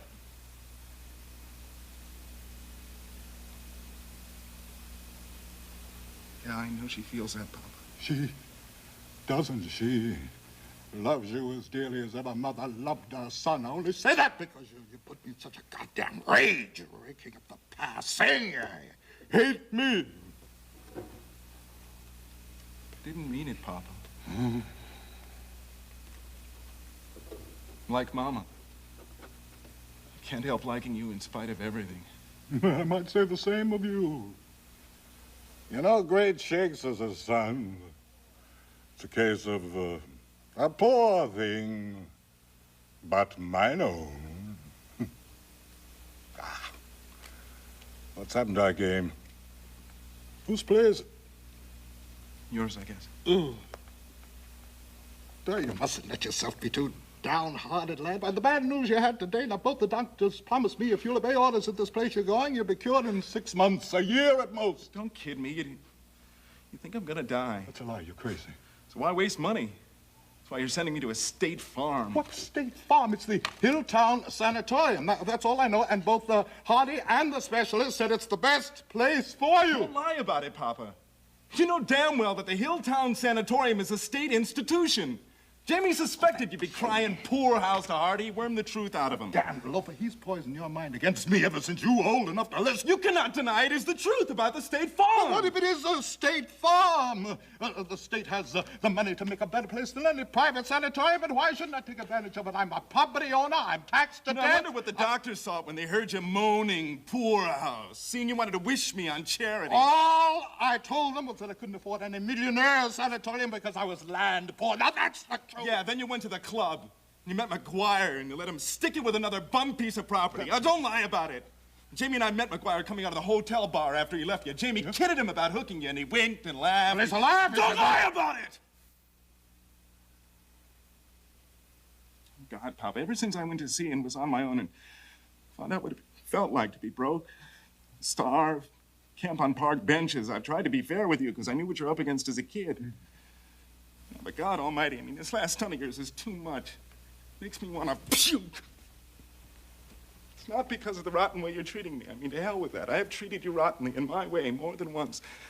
But to think when it was a question of your son having consumption, you'd show yourself up in front of the whole town as such a stinking old tightwad. Oh, Jesus, Papa, haven't you any pride or shame? Don't think I'll let you get away with it. I won't go to any damn state farm to save you a few lousy dollars to buy some more bum property with. You stinking old miser! Don't say that to me. You're drunk. I won't mind you. Stop coughing, lad! Well, you got yourself worked up over nothing. Now, who said you had to go to this Hilltown place? You can go anywhere you like. I don't give a damn how much it costs.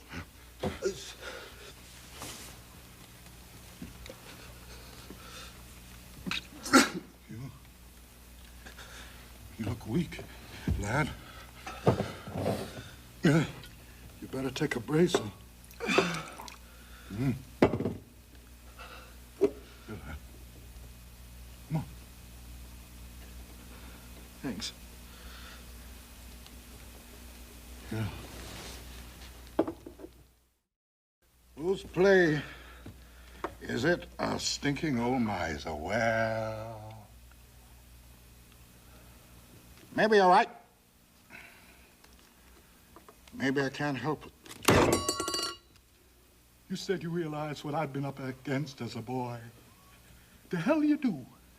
And how could you? You've had everything. Nurses, school, college, yes. You've had food, clothing. Oh, yes, I know you had a fling of hard work with your back and your hands and a fling of being homeless and penitent. And I respect you for it. But it was a game of romance and adventure to you. It was play. When I was 10, my father deserted my mother with 4 small children, me and a sister a little bit older and 2 younger than me. There was no damn romance in our poverty. Twice we were evicted from the miserable hovel we call home with my mother's few sticks of furniture thrown out in the street. And my mother and sisters crying, and I cried too, though I tried hard not to because I was the man of the family. At 10 years old, there was no more school for me. I worked 12 hours a day in a machine shop learning how to make files, a dirty barn of a place where you roasted in summer and there was no stove in winter. How much do you think I got for it? 50 cents a week. It's the truth. 50 cents a week. And my poor mother washed and scrubbed by the day. We never had clothes enough to wear nor food enough to eat. Well, I remember one Thanksgiving, maybe it was Christmas, when someone whose house mother had been scrubbing gave her $1 extra for a present. And on the way home, she spent it all on food. And I can remember her hugging and kissing us and saying with tears of joy running down her face, God! Glory be to God! For once in our lives, we'll have enough for each of us. A fine, brave, sweet woman. Never was a brave or finer. If I took that State Farm sanatorium for a good bargain, you'll have to forgive me. The doctors did say it was a good place. You must believe that, Edmund. I swear to God, I never meant you to go there. If you didn't want to, you can choose any place you like. Never mind what it costs. Any place you like.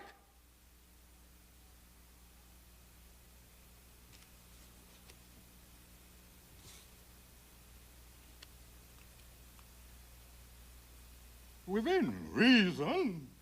There was another sanatorium the specialist recommended. It's endowed by a group of millionaire factory owners for the benefit of their workers principally. But you're eligible to go there because you're a resident. It's only $7 a week, but you get 10 times that value. Now, I don't want to persuade you to anything. You understand me.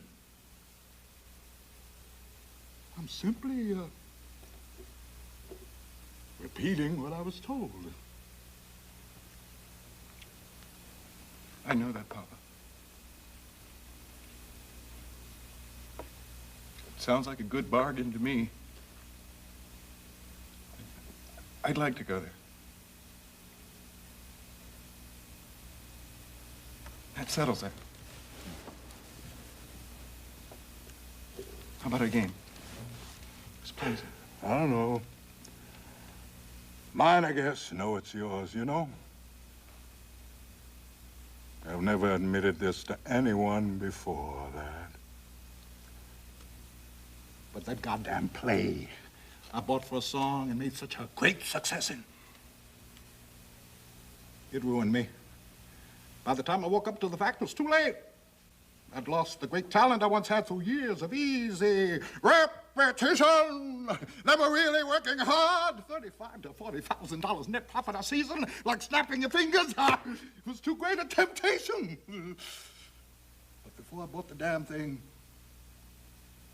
I was considered one of the 3 or 4 young actors with the greatest artistic promise in America. I'd worked like hell.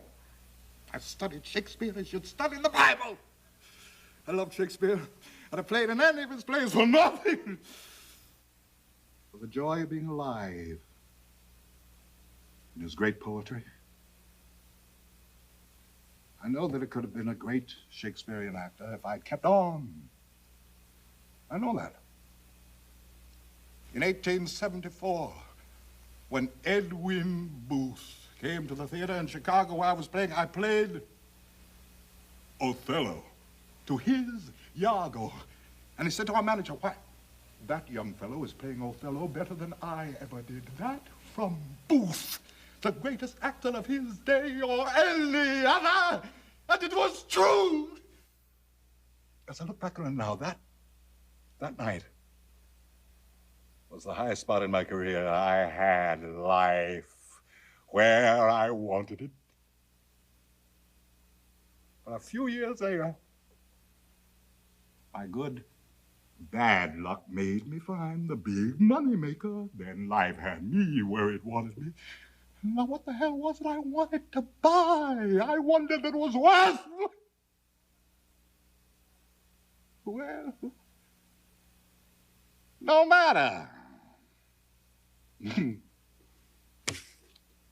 My play, isn't it?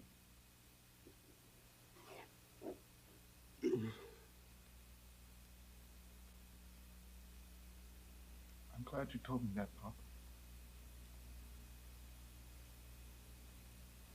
I understand you a lot better now.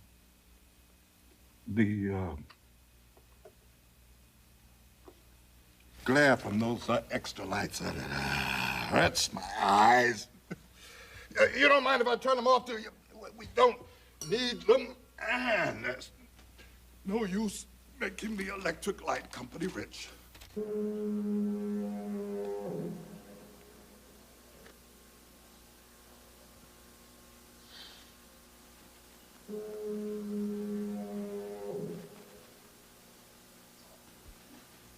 I'd be willing to have no home but the poorhouse of my old age if I could look back now on having been the fine artist I might have been.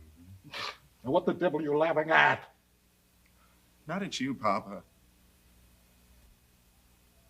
At life. So damn crazy. Yeah, more of your morbidness. There's nothing wrong with life. It's we who... The fault, dear Brutus, is not in our stars, but in ourselves, that we had underlings. The phrase Edwin Booth gave my Othello. I made the manager put down his exact words in writing. Where is it now, I wonder? Somewhere in this house. I remember. I put it away carefully. Might be in an old trunk in the attic, along with Mama's wedding dress. She's still moving around. God only knows when she'll go to sleep.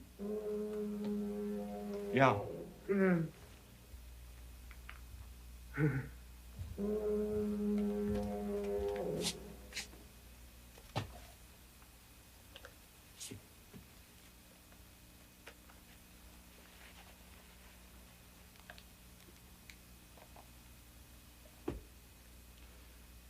She moves above and beyond us, a ghost haunting the past. And here we sit pretending to forget, but straining our ears, listening for the slightest sound, hearing the fog drip from the eaves like the uneven tick of a run-down, crazy clock, or like the dreary tears of a trollop spattering in a puddle of stale beer on a honky-tonk tabletop. Mm-hmm.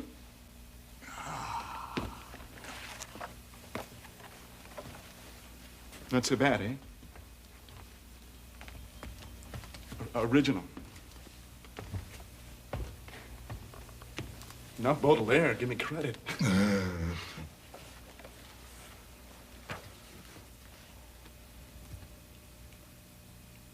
Yeah, just heard some of the high spots in your memories. Do you want to hear mine? They're all connected with the sea.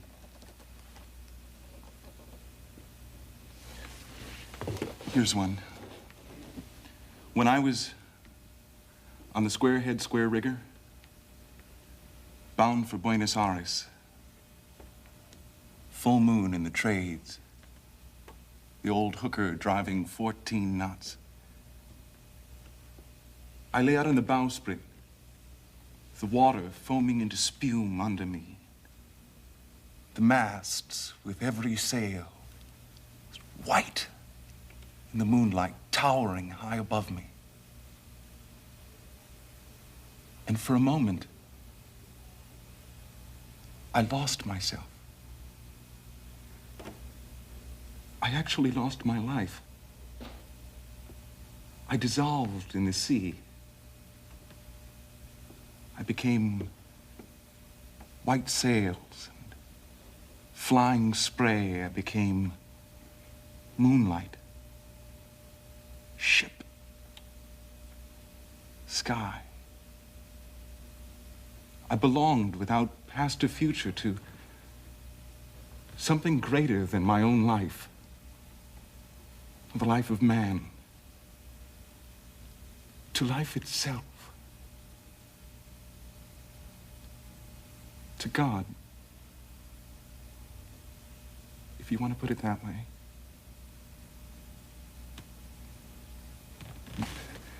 Many other times in my life, when I was swimming far out or lying alone on a beach, I've had this same experience. I became the sun.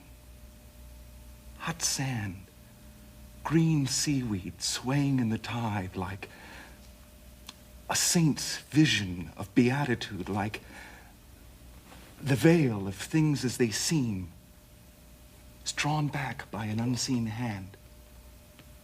For a second, you see. And seeing the secret, you are the secret. For a second, there is meaning.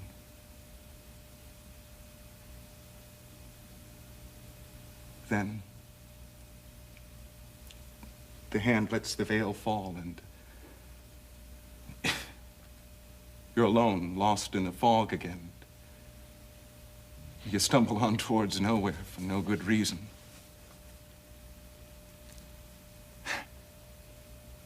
It was a great mistake, my being born a man. I would have been much more successful as a seagull or a fish. As it is, I will always be a stranger. Never feels at home.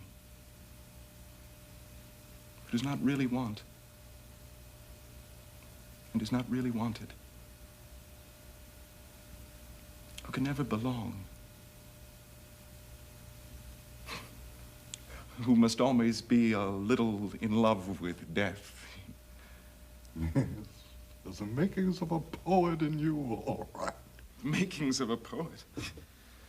I'm like the guy who's always panhandling for a smoke. Everything got the makings, just the habit.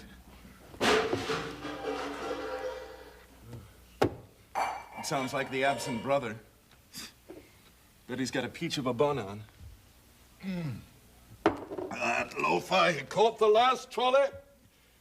Get him to bed, Edmund. I'll go out on the porch. He has a tongue like an adder when he's drunk. I'd only lose my temper. Come on! What-o! Nix on a loud noise. Hello, kid. I'm as drunk as a fiddler's bitch. Thanks for telling me your great secret. Yes, unnecessary information number one, eh? I had a serious accident. The front steps tried to trample on me. Took advantage of the fog to waylay me. Ought to be a lighthouse out there. Hey, it's dark in here, too. What is this, the morgue? Come on. Let's have a little light on the subject.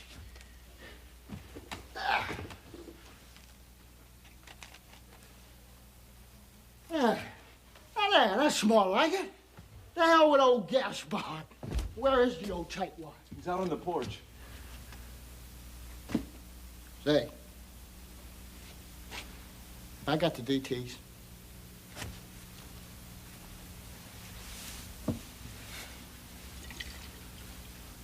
Oh, my God, it's real. What's the matter with the old man tonight? He must be really acidified to forget he left this out. Well, grab opportunity by the forelock. Key to my success. Hey, you're stinking now. That'll knock you stiff. Hey, can of wise stuff, kid. You're still wet behind the ears. All right, pass out if you want to. Yeah, I can't. That's the trouble. I drank enough to sink a ship, but I can't sink. Well, here's hoping. You shove over the bottle. I'll one, too. Oh, no. Maybe no one else gives a damn if you die or not, but I do. My kid brother. I love your guts, kid. Come on, everything else is gone. You're all I got left. So no booze for you if I can help it, huh? Now lay off it, Jamie. You don't believe I care? Well, go ahead. Kill yourself. Shine, I know you care. Tonight doesn't count. Too many damn things have happened today. All right, kid, I know. It's been a lousy day for you. Bet your old Gaspard hasn't tried to keep you off the booze. Probably give you a case to take with you to the state farm for pauper patients. The sooner you kick the bucket, the less expensive. Well, the last drink is getting me, kid. Well, this one ought to put the lights out.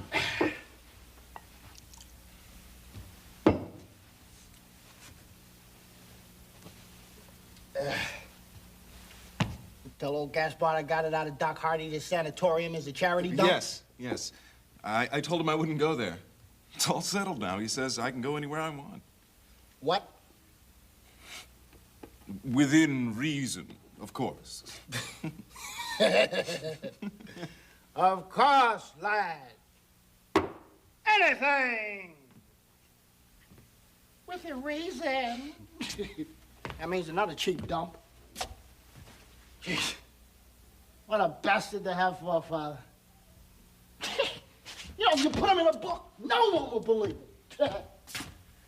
Old Gaspard, the miser in the bells. Now, there's a party you can play without makeup, kid. Old Gaspard, the miser. Papa's all right. Try and understand him. Keep your sense of humor. All right. If you're satisfied, you let him get away with it. It's your funeral. I mean, I hope it won't be. What did you do uptown tonight? Go to Mamie Burns? Of course. Where else could I find suitable feminine companionship and love? Don't forget love. You're a nut. Guess which one of Mamie's charmers I picked? Fat Violet. No. Honest? God, she weighs a ton. What the hell for? A joke? What? No joke. Very serious. By the time I had babies up, I was feeling very sad about myself. And all the other poor bums in the world. Ready for a good weep on any old womanly bosom. But then the minute I walked in the door, Mamie starts telling me her troubles. Beefs how rotten business is. And now she's gonna have to give Fat Boy the gate.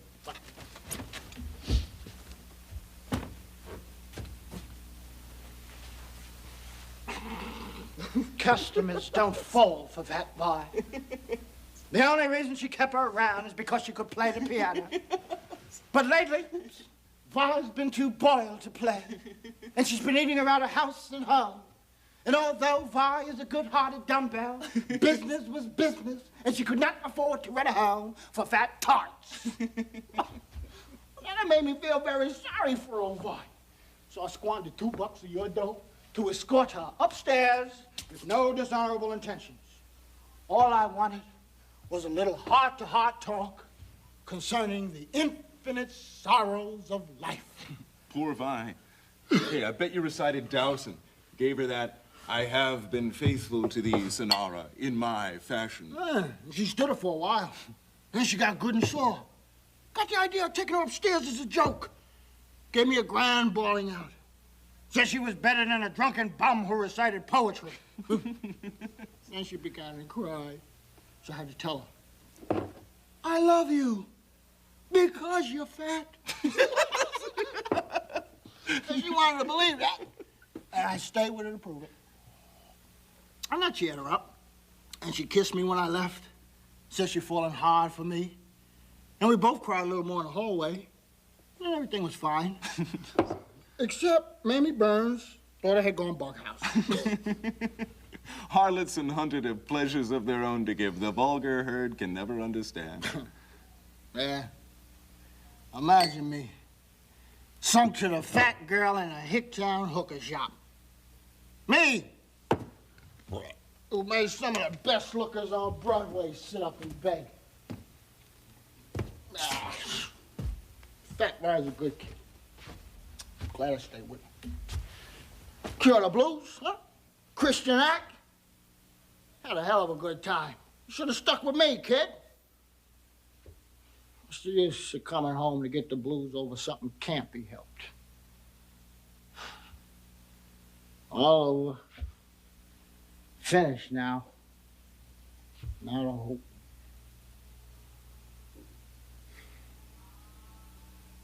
If I were hanged on the highest hill, oh, mother of mine, oh, Jamie. mother of mine, Jamie. know whose love would follow Shut me up. still. Where's the hophead? Gone to sleep? You dirty bastard.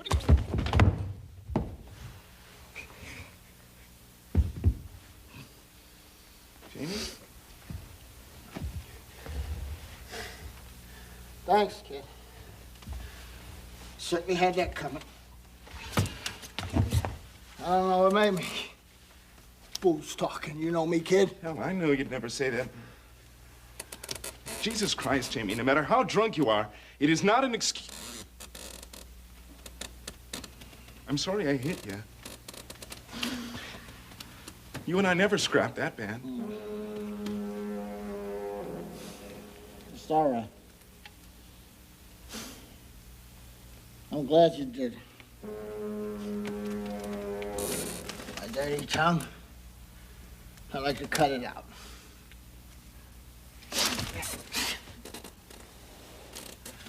Mama really had me fooled this time. I really believe she had it licked.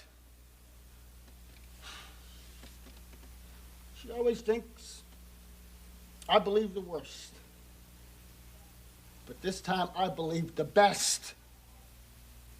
I really begun to hope that if she beat in the game, I could too. It means so much.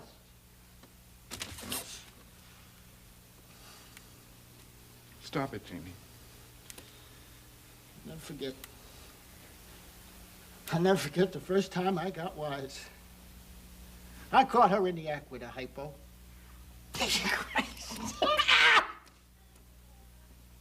I never dreamed before that any women but Hooers took dope.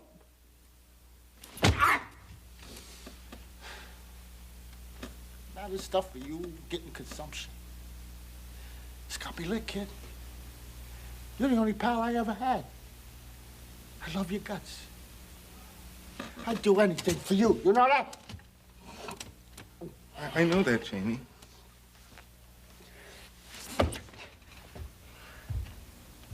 Yeah, I'm bad. You've heard Mama's an old gas barge spill so much bunk about me always hoping for the worst. You suspect right now I'm thinking, Pop's getting old, can't last much longer. And if you were to die, me and Mama would get all he's got. So I'm probably hoping... Shut up, you damn fool! The hell put that in your nut? What are you trying to do? Accuse me? You don't play the wise guy with me. I've learned more about life than you'll ever know. Because you got a lot of high junk, you don't think you can fool me.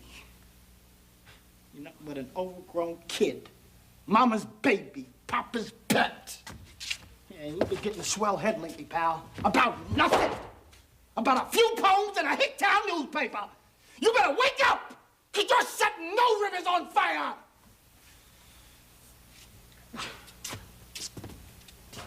Hell, can forget that. You know I don't mean it. Hey, no one's proud of you started to make good. Why shouldn't I be proud? No, it's purely selfish. You reflect credit on me. I had more to do with bringing you up than anyone. I wised you up about women, didn't I? Huh? And who turned you on to reading poetry first, huh? I did. And because I once wanted to write, I planted it in your mind, and one day you'll be a writer. Come on, kid. You're more than my brother. I made you. You are my Frankenstein. Hey, Frankenstein? All right, I'm your Frank.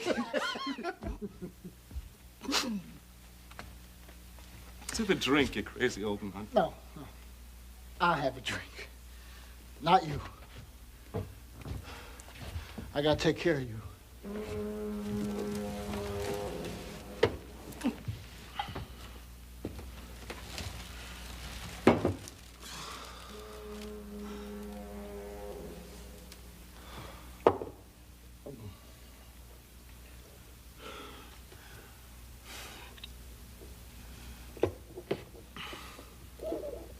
Listen, kid.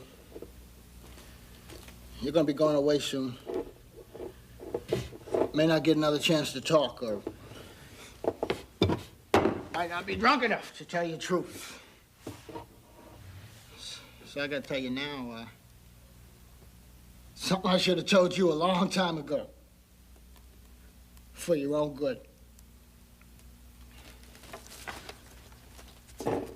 I want to warn you. Against me. Mama and Papa were right.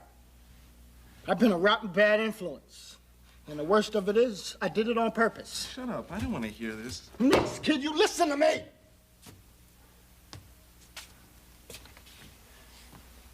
I did it on purpose to make a bum of you. Or at least part of me did. My setting you wise so you'd learn from my mistakes. Yeah. I believe that myself at times, but it was a fake. Made my mistakes look good. Made getting drunk romantic. Made who is fascinating vampires instead of poor, stupid, diseased slobs they really are. Kid, I never wanted you to succeed and make me look even worse by comparison. I wanted you to fail. Always jealousy you, Mama's baby, Papa's pet. And it was your being born that started Mama Rondo. I know, it wasn't your fault. But all the same, goddamn it, I can't help hating your guts. Jamie, cut it out. You're crazy. But don't you get me wrong, kid. Whew. I love you more than I hate you. Not saying when I'm telling you, proving it, huh? I run the risk you'll hate me. And you're all I got left. What I want to say is I'd like to see you become the greatest success in the whole world. But you better be on your guard, because I won't be doing my damnedest to make you fail. I can't help it. I hate myself, but I gotta take revenge on everyone, especially you. Jesus Christ, Jamie, you've really gone No, kid, think about it. Think about it. And you're gonna see I'm right. Think about it when you're away from me at that sanatorium. Make up your mind you gotta tie a can to me is all. Think of me as dead. Tell people I had a brother, but he's dead.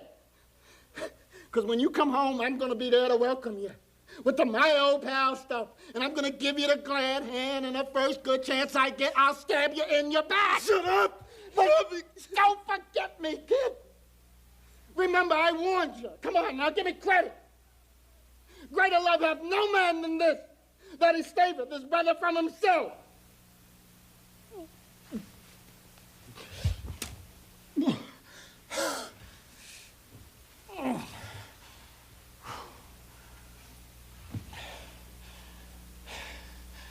That's all.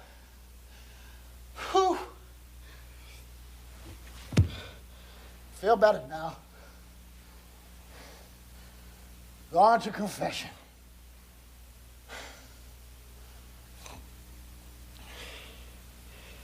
I know you'll absolve me, kid, huh? You understand, right?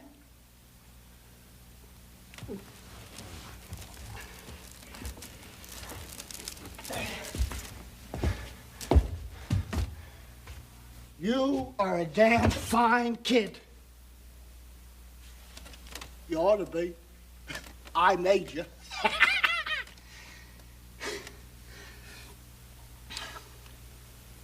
So go on, kid. You get well. But don't you die on me. You're all I got left.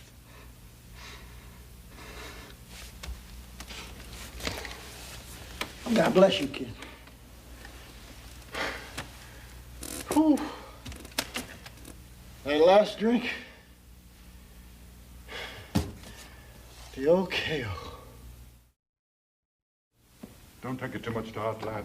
He loves to exaggerate the worst of himself when he's drunk. He's devoted to you. It's the one good thing left in him. A sweet spectacle for me. My firstborn who showed such brilliant promise. Keep quiet, can't you, Papa? A waste, a wreck, a drunken hulk, done with and finished. Clarence has come.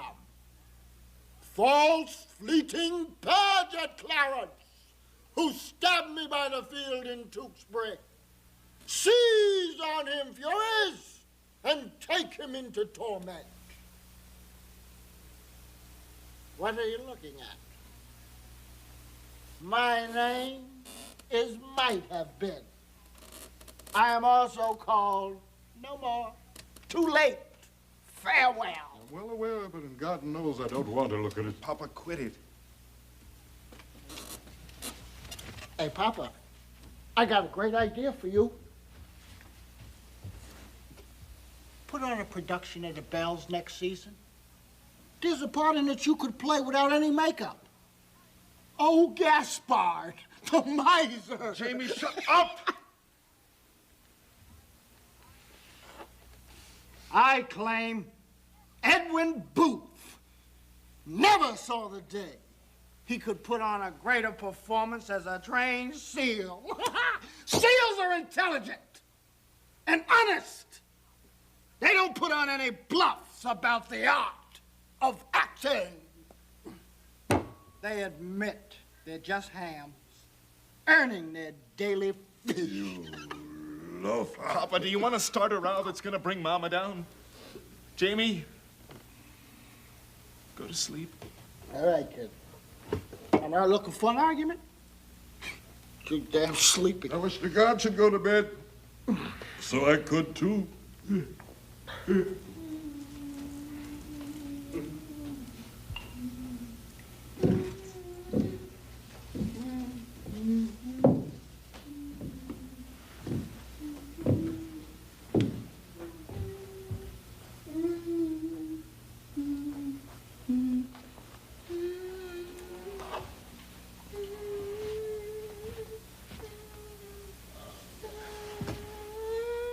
The mad scene. Enter Ophelia. You bastard! Good boy. What a dirty blackguard. I'll kick you out in the house. Help me, God. Jamie, for the love of God, stop it.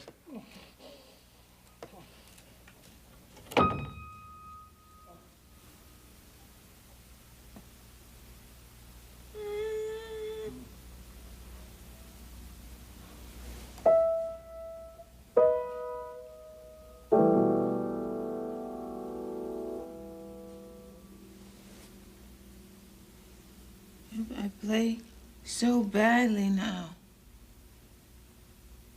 I'm all out of practice.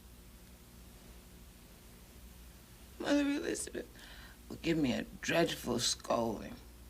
She'll tell me it isn't fair to my father when he spends so much money to give me extra lessons. She's quite right. It isn't fair. I'll have to practice. Every day. From now on. But something horrible has happened to my hands. They're so ugly.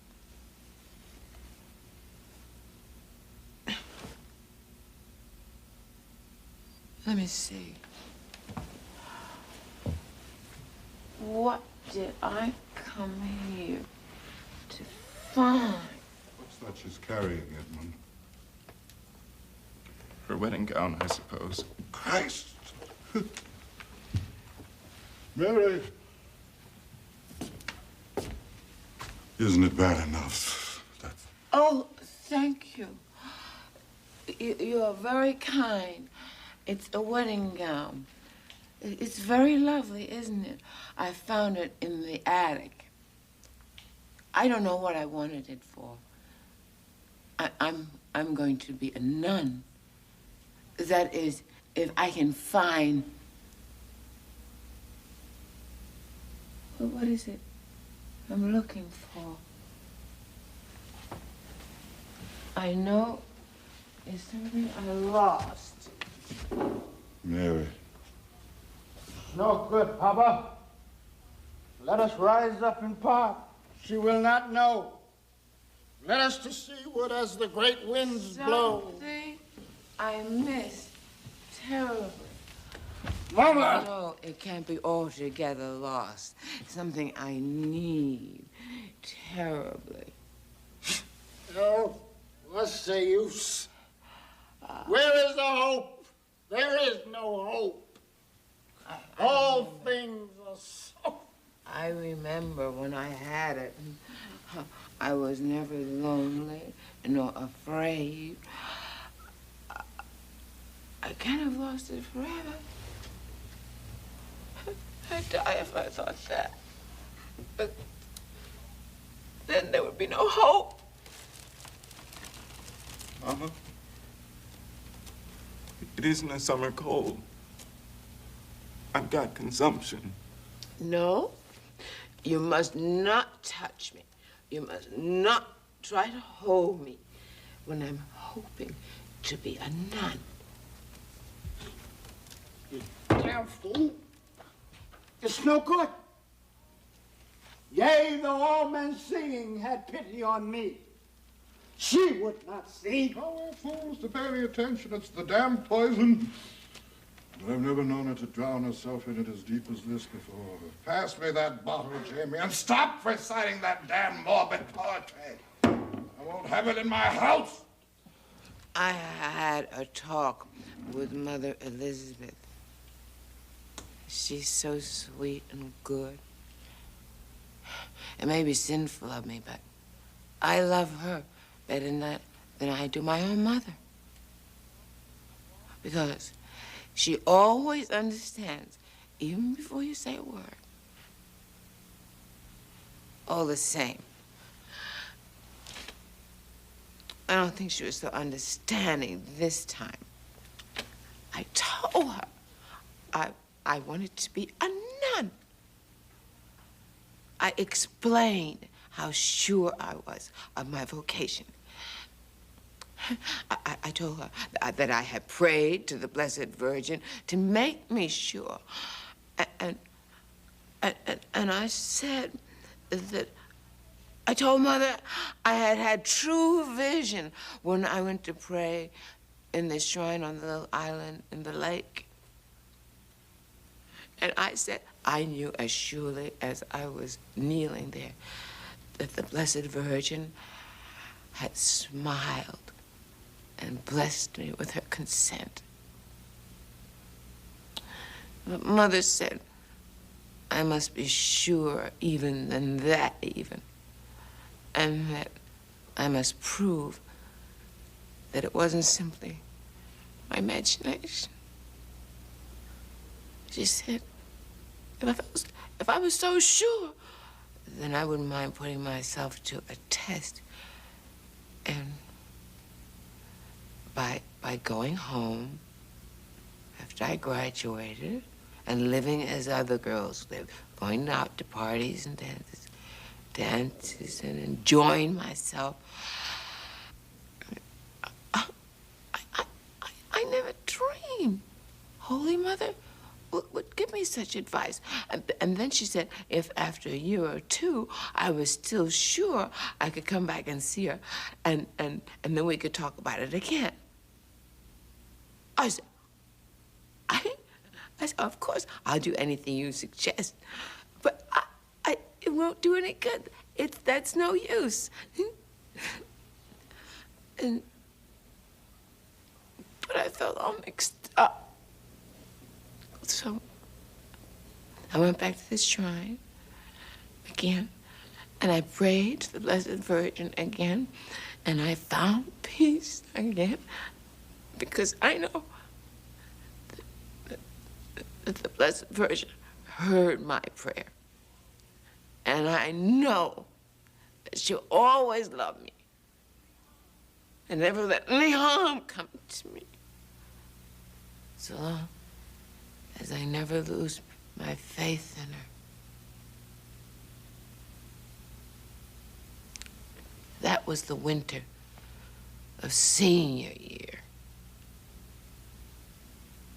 Then, in the spring, something happened to me. Yes, I remember. I fell in love with James Tyrone. I was so happy. For a time.